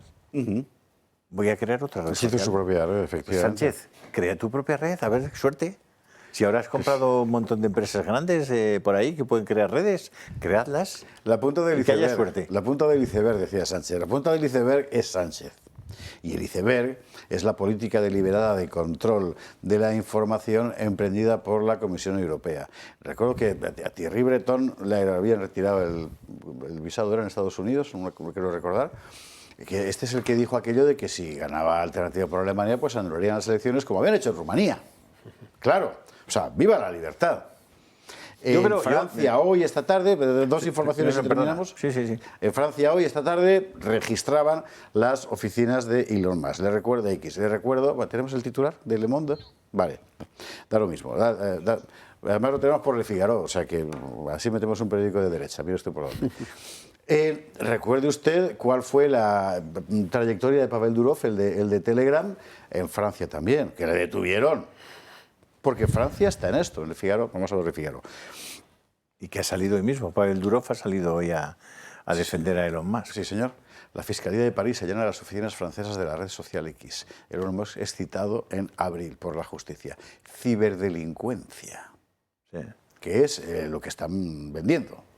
Aquí el problema es que hay delincuentes en las redes. Ahora, ¿no? O sea, antes no. Leche, ¿qué ha salido Zuckerberg, coño, a decir que Biden le había obligado a contar en el COVID la versión del gobierno?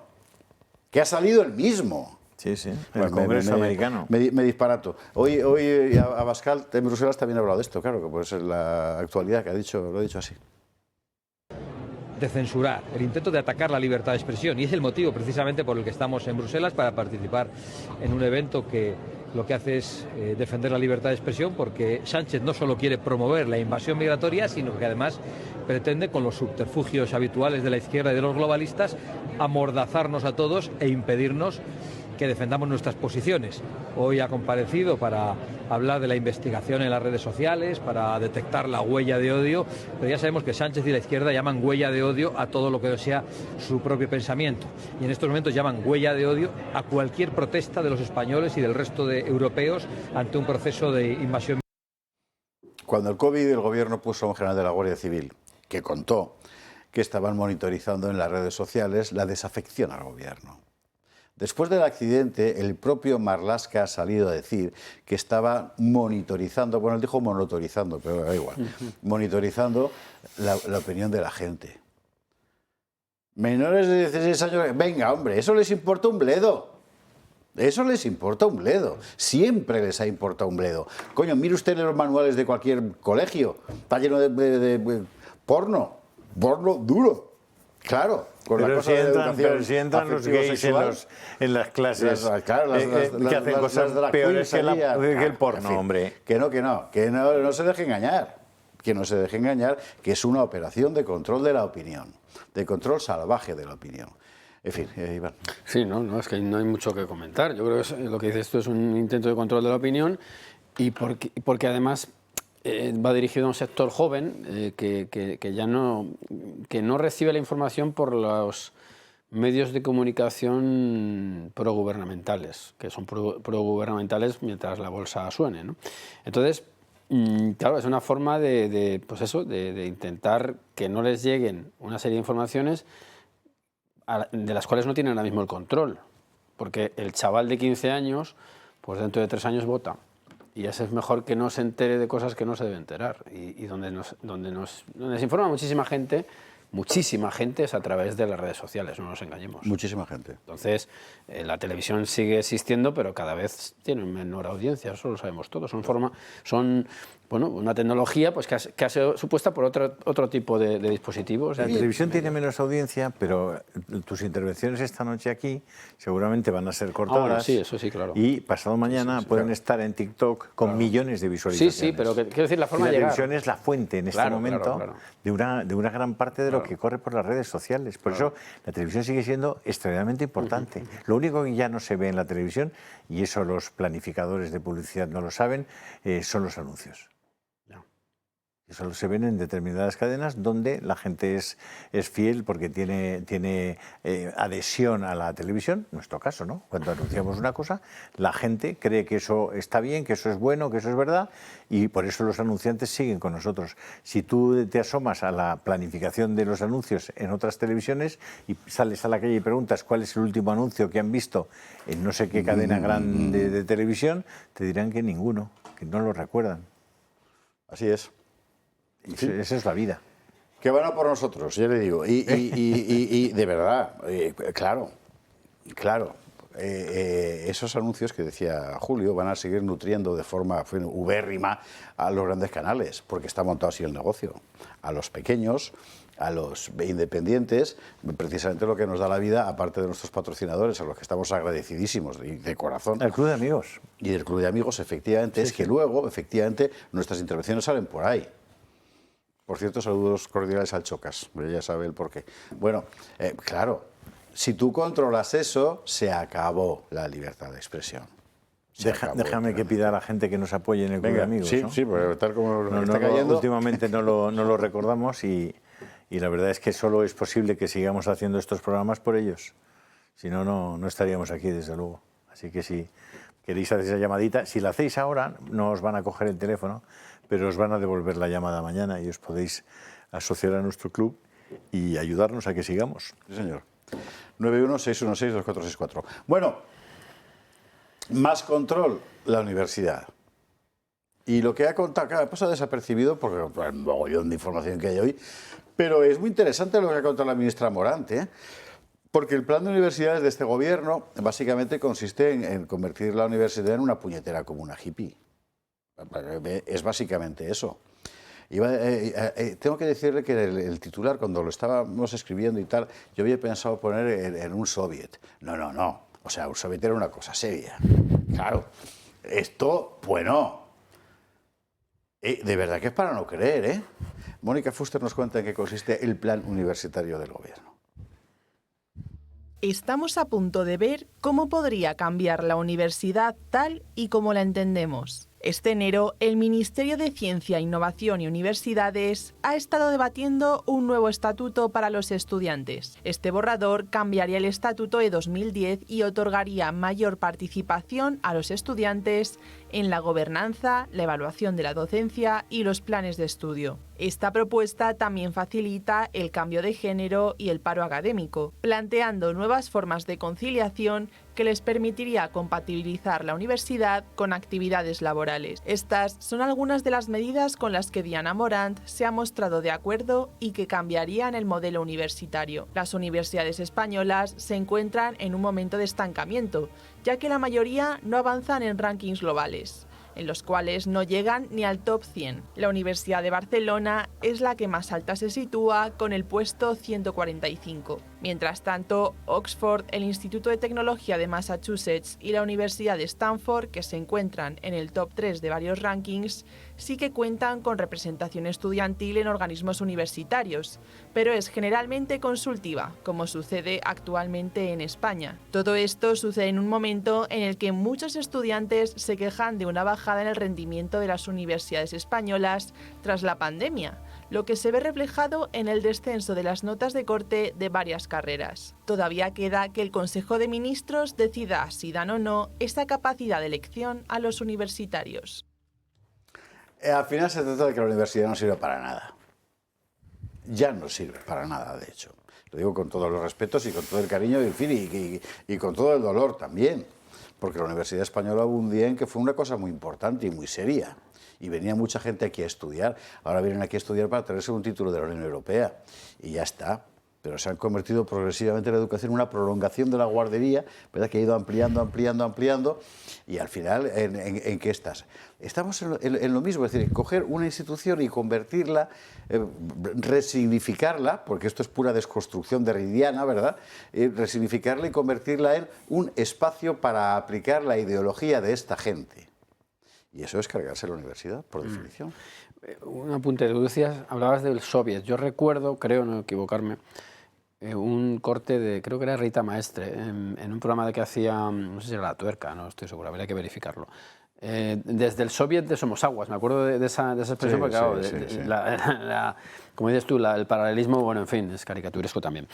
Pero más allá ya de la devaluación del prestigio de las universidades, y España tiene una tradición varias veces centenaria, como es bien sabido, yo señalaría también la toma por parte de unos colectivos muy concretos de la universidad. En la universidad dice universalidad, ¿no?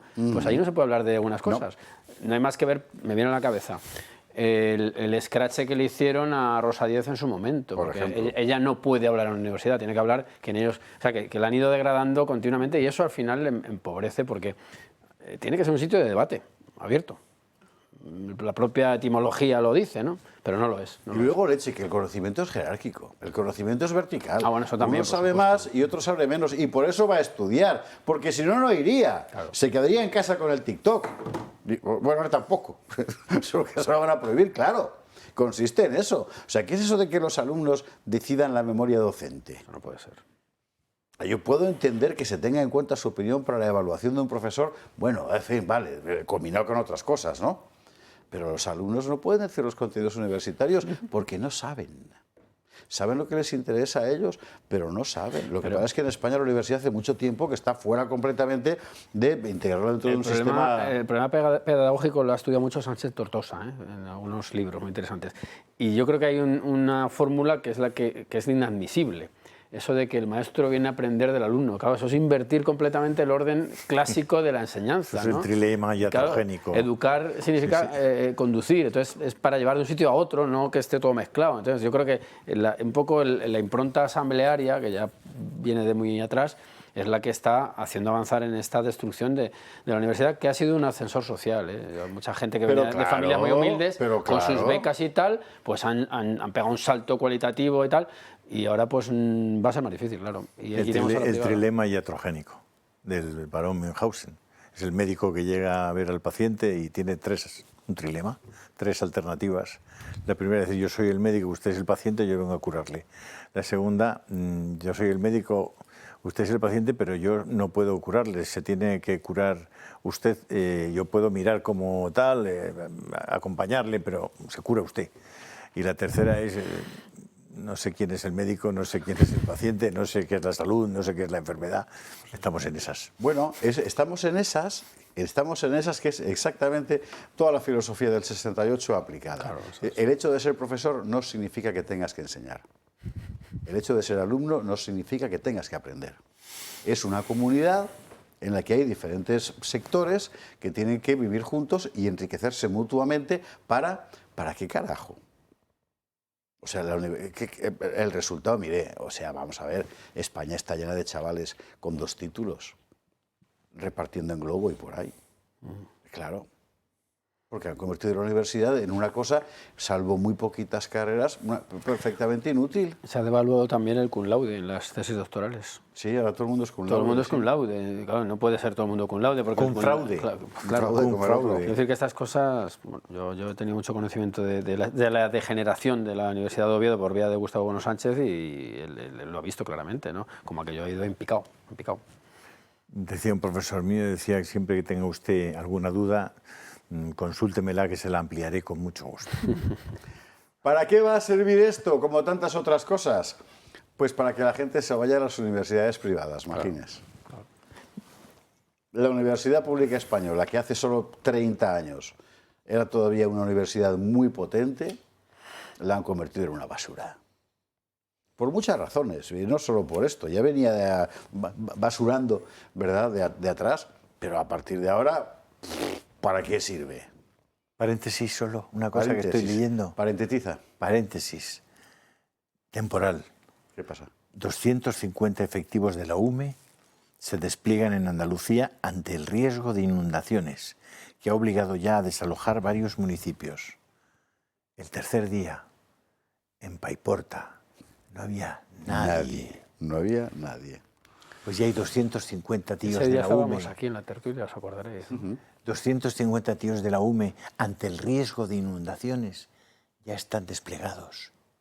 En Paiporta el tercer día no había nadie. ¿¿Cómo se nota que hay autonómicas, en Andalucía? Ay, qué cojones. La madre que los parió. En fin, a la Publi, venga, que se nos está pasando el programa zumbando. Y hemos de hablar, bueno, algo habrá que contar del asunto del decreto, de las pensiones y los ocupas y todas esas cosas y el lío absurdo en el que se ha metido el gobierno, el solito. Ha claudicado, no tiene otro nombre. Y luego, si podemos, pasamos por Extremadura a ver qué pasa allí, que no hay gobierno todavía. ¿Y por qué? Publi, ¿Sabes el qué? No.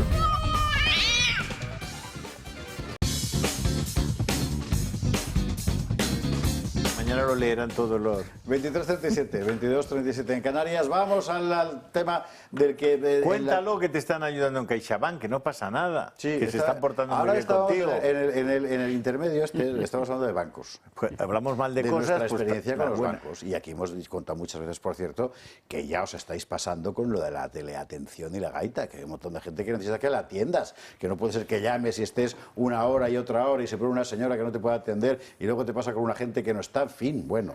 Y estamos contando por nuestras penas. Y yo estaba contando, no penas, sino alegrías, concretamente, con mi sucursal de CaixaBank en Colmenarejo. Abrazo fortísimo porque está... ¿Qué es de lo que se trata, jolín? Pues tienen tu dinero, pues te ayudan a moverlo, pues muy bien, fenomenal. Y si tienes gestiones que para un particular, además particularmente, especialmente, en fin, torpe como soy yo, no, pues no sé hacer, pues te ayudan a hacerlas. Pues He dicho que sí, pero no era lo de torpe como eres tú. Ya. No decía lo de CaixaBank. Bueno, vale. Pues eso. Y a todos los bancarios que nos ven, por cierto, que son muchísimos, abrazo fuerte. Lo de las pensiones, que es de lo que se ha hablado hoy en la comidilla política, el decreto, que si sube, que si baja. Vamos a ver, nosotros pensamos que objetivamente, en comparación con problemas como la catástrofe ferroviaria permanente, la avalancha de inmigración que va a venir en el Támesis, como decía Julio Ariza, etcétera, esta cuestión, bueno, no es que sea menor, pero es que era previsible. No se podía dejar de aprobar el decreto de las pensiones. De una forma u otra se iba a aprobar.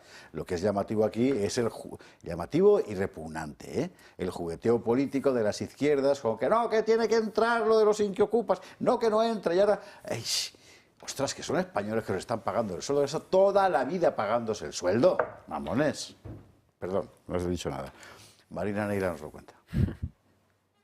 El gobierno de Pedro Sánchez rectifica y se ve obligado a trocear el decreto ómnibus que hace una semana tumbaron PP, Vox, Junts y UPN en el Congreso. Han optado ahora por aprobar dos decretos separados y, por tanto, dos votaciones distintas. La de la subida de las pensiones y otra con todo el escudo social. Separar la revalorización de las pensiones de otras medidas más polémicas y que nada tenían que ver aumenta las opciones de que estos decretos reciban luz verde en el Congreso y que los jubilados no vean reducida su paga en febrero. Esta revalorización supone unos 50 euros más al mes de media para cada pensionista. Las pensiones mínimas con cónyuge a cargo o las pensiones de viudedad con cargas familiares será aún más elevado y llegará hasta un 11,4%. Pueden significar cerca de 130 euros cada mes para personas que no llegan a la pensión mínima. En el decreto del escudo social incluyen varias medidas, entre ellas las ayudas por la dana, por los incendios y la prohibición de desahuciar y cortar los suministros básicos a los inquilinos que no paguen el alquiler. Este último punto tiene una excepción para aquellos propietarios que tienen solo una vivienda en alquiler. Ellos estarán protegidos frente a posibles impagos de los inquilinos y podrán echarlos. A este acuerdo ha llegado el Gobierno con el PNV. Aplaudimos que por fin el Gobierno haya rectificado. Lo que hemos conseguido es que los pequeños propietarios, los que solo tienen una vivienda en alquiler, recuperen la posibilidad de alquilar sus pisos, que no se queden sin lo que les corresponde y sin los ahorros de toda una vida. Ahora el Ejecutivo tiene que garantizar la mayoría de los apoyos. Sumar aprueba esta decisión mientras critica Podemos. Belarra habla de asco absoluto. Por su parte, Junts no ha querido cerrar ningún acuerdo y pide leer la letra pequeña. ¿Cómo están subiendo el diapasón? Asco absoluto, gobierno criminal, pacto criminal. Oh, por favor, en fin. En este mundo no hay nada absoluto, lo siento. Es asco importante, muchísimo asco, pero asco absoluto no existe. ¿Tú crees? Es un oxímoron. Sí, en esta tierra absoluto no hay nada. Absoluto hay la caradura de, que, si me permites contarlo, por favor, porque me hizo muchísima gracia. Estamos hablando de Renfe todo el día, pero en junio del año pasado, Renfe decide que va a unificar sus oficinas, tiene los líos de Chamartín, no sé qué, y entonces decide comprar un edificio, ahí en Méndez Álvaro, edificio El Faro. Entonces, bueno, pues, compra un edificio, efectivamente adquiere el edificio por una cantidad que ahora diré, un edificio que había sido comprado por Ardian. Ardian es un fondo de inversión francés que tiene una filial que se llama Gesure, Gesure, o yo aseguro. Debe ser yo aseguro, ¿no? Sí. En francés. J'assure. Y compran el edificio por 109 millones de euros. Ardian lo había comprado en el 2021 por 44. 44. Le meten unos 20 kilos de rehabilitación al edificio y en el 2025, en junio, Renfe lo compra por 109. Oye, bien, ¿no? Eso, joder, el gestor de los fondos de inversión... Medalla, tal, ha ganado usted un 50% de revalorización. Fenomenal. Un pequeño detalle. Para poder hacer esa operación, Renfe tiene que pedir autorización a Patrimonio del Estado. Bien. Llega la petición a Patrimonio del Estado, yo soy Patrimonio del Estado, y me dice que una empresa que es Patrimonio del Estado, que es Renfe, una empresa pública, me dice que quiere comprar un edificio. Y yo miro la carpeta que tengo al lado y veo que tengo 500 edificios libres, de los cuales en Madrid debe haber 120, y tengo edificios de oficinas, y tengo tal... Y son del Estado, y dicen, no cuestan nada, y además están muriéndose de asco, y además se deterioran, y además me cuesta mantenerlos para qué tal. Y en vez de llamar al de Renfe y decir, oye, machote, ¿por qué en vez de comprar un edificio con esa plusvalía además a unos franceses en Méndez Álvaro, mira, te ofrezco estos 25 edificios posibles de oficinas en Madrid que están vacíos? Pues no, pues así va todo. Eso es Renfe, eso es patrimonio del Estado, así va todo. ¿Por qué lo han hecho así? Cherchez l'argent. ¿Por qué? No lo sé. Habrá que preguntárselo a Renfe. No había edificios, a patrimonio del Estado, no hay edificios, alcalde, no hay edificios libres en Madrid. No se pueden reconvertir muchos de esos edificios que son del ayuntamiento, que están vacíos. ¿No se podrían reconvertir en una licencia de edificios de viviendas, por ejemplo? Sí, ¿qué cojones estáis haciendo?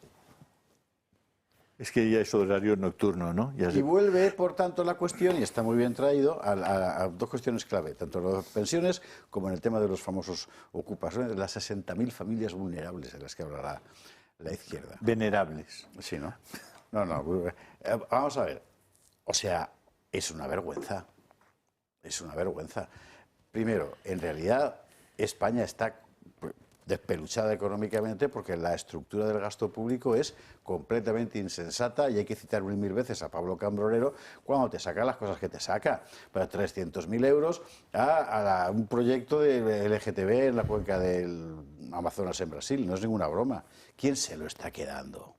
Pero esto es un ejemplo entre muchos miles. 2, este asunto de los desahucios, vamos a ver, uno puede entender que haya muchas familias, y no creo que sean 60.000, pero bueno, hay 60.000 casas ocupadas, bueno, que puedan necesitar un socorro, por supuesto, pero no puedes cargar el socorro en una persona que tiene una casa y que la ha dejado de tener porque se la han ocupado, y encima él se tiene que hacer cargo como si fuera el Estado de esa gente. Es todo insensato. Y al final, quien tiene que cumplir sus obligaciones, que es precisamente el Estado, pues ¿en qué está? Pues ¿En qué estado? ¿En qué estado? ¿En qué estado? Bueno, el pacto, Iván Vélez. Digo, el pacto, el decreto. Vale. Bueno, el decreto yo creo que estaba cantado que lo iban a trocear, aunque al principio decían que no. Es un viejo truco, esto de hacer un cajón desastre, y como no puedes dejar de votar una cosa, votas a todo. Esto es más viejo que... Es una mentira. Sí, pero bueno, es más viejo que el hilo negro. Diciéndole a la gente que solo lo puedes hacer así. Sí, ya. Y ahora se ve que ya mintieron, No, pero bueno. están volviendo a mentir. Porque vuelven a dividirlo solo en 2. Podrían hacer 9 votaciones. Sí. No había ningún problema. Sí, por eso digo que es un cajón desastre, pero estaba cantado que lo iban a tener que trocear al menos en 2. ¿Estrategia que creo que llevará a cabo Junts? Pues hombre, votar a favor de los pensionistas, porque ese nicho de votos es intocable. ¿Y es solo ese? Efectivamente, y lo demás no, para mantener a raya a Sánchez, que está cogido por los 7 escaños de Junts desde el principio de la legislatura. Con lo cual el PSOE queda bien y sus socios de gobierno, claro, se lo comen con patatas fritas. Y Junts puede vender en Cataluña pues que hace lo que quiere con el gobierno español. Entonces, ese es el juego en el que está la envilecida España por culpa de este bipartidismo tan irresponsable. Además, Junts lo necesita. No sé si viste el informe de Sigma 2 de ayer. Y en el informe de Sigma 2, en la proyección que hace de los resultados electorales en unas hipotéticas elecciones en Cataluña, generales en Cataluña, Junts pasa de 7 a 3 diputados. Sí, lo vi. Y ellos tienen que neutralizar la subida, si pueden, de Alianza Catalana, y para eso contarán con el capote de Sánchez. Yo te doy, tú me das, en fin, una cosa muy vieja en estos 50 años que llevamos, en los cuales siempre ha habido una especie de tetrapartito, ¿no? Siempre la derecha con sus socios, la izquierda con sus socios, pero siempre un partido teóricamente gubernamental y un partido pues secesionista o secta extractiva, como se le quiera llamar. Bueno, último argumento de la noche, y aquí nos vamos a divertir. Sabe usted que hay elecciones autonómicas en Aragón este fin de semana. Aquí por la noche en el Toro Televisión tendremos programa especial dedicado a lo que haya pasado, que ya contaremos. De momento, lo contábamos ayer a largo y tendido, las proyecciones de las encuestas lo que arrojan es que el PP ganaría el gobierno sin mayoría suficiente, el PSOE se pegaría una bofetada importante, Vox subiría mucho y por tanto el PP tendría 2 opciones para gobernar. Una, Vox. 2, tratar de hacer pactos locales, de amañar pactos pues con Aragón existe, con no sé qué, si llegara o llegare, porque no está nada claro que la suma finalmente dé. Bueno, en buena medida los pactos de Extremadura están pendientes de eso, como es lógico por otra parte, en la campaña electoral, en fin, bueno, y ahí están, y allí siguen, hablando de no se sabe muy bien qué. Yo le digo una cosa, a mí me parece personalmente, pero esto es una opinión de alguien que lo ignora prácticamente todo sobre cualquier aspecto importante de la vida. A mí me parece que habría... que era perfectamente llegando a la sabiduría. Que era perfectamente posible el pacto, como en Valencia. Perfectamente posible. En Valencia, por cierto, las últimas encuestas dan primer partido a Vox. Pero el PP ha pactado el gobierno en Valencia con Vox y bueno, ya verán ellos lo que hacen para invertir o no esas encuestas. En Extremadura habría sido posible de no ser por la singular personalidad, de la señora Guardiola. Pero esto es una opinión personal, no os quiero prejuzgar. ¿Cómo está la cosa? Así.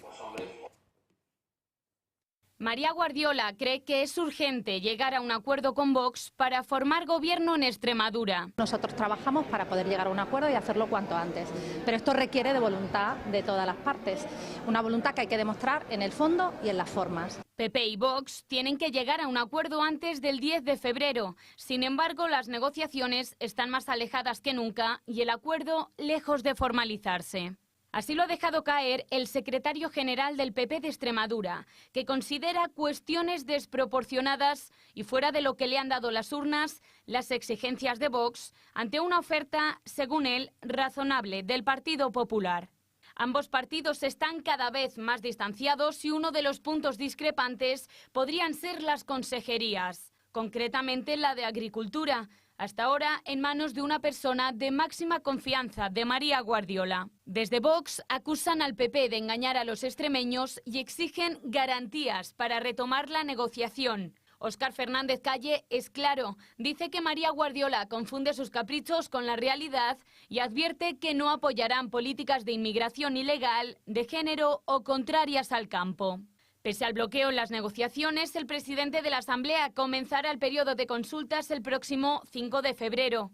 Mientras tanto, el tiempo corre y si PP y Vox no llegan a un acuerdo, el siguiente paso sería la repetición de elecciones. Hay que tener en cuenta que los comicios extremeños se celebraron el pasado 21 de diciembre. ¿Podría entonces María Guardiola volver a convocar elecciones? El primer pleno de investidura tendrá lugar el 3 de marzo, pero si en el plazo de 2 meses no hay acuerdo, se disuelve la Asamblea y se convocan nuevas elecciones. Un plazo que no es prorrogable, pero sí se podría retrasar estirando el periodo de consultas. Y si finalmente no hay acuerdo, la pregunta es ¿cuánto le costaría a María Guardiola una nueva convocatoria de elecciones? Pero ¿qué va a hacer María Guardiola? ¿Seguir convocando elecciones hasta que gane Vox o qué? Porque que no tiene ningún sentido. En fin. Bueno, yo no sé si vosotros tenéis alguna información privilegiada de la que yo carezco, con toda seguridad. No, yo no tengo información privilegiada, lo tengo que decir, pero lo que sí quiero decir es que demonizan a Vox. Pero si luego no tienes ninguna alternativa, ¿qué te piensas? ¿Que Vox va a cambiar? Si es que lo ha dicho Esparza a lo largo del programa. Con el tema de la inmigración ilegal, que se olvida siempre el apellido de esa expresión, o el adjetivo, Vox lleva desde el principio diciéndolo. Además es que es de sentido común. Una nación tiene una frontera, se llaman fronteras, esas rayas que vemos en los mapas, y tú las cruzas o no en función de que te dejen o no. Es como una membrana, ¿no?, de un cuerpo. El Támesis. Claro, o el Támesis. Llega o no llega. Entonces, ¿qué ha hecho María Guardiola? Pues yo, por las declaraciones que he leído viendo a esta mujer, es que es homologable perfectamente al PSOE.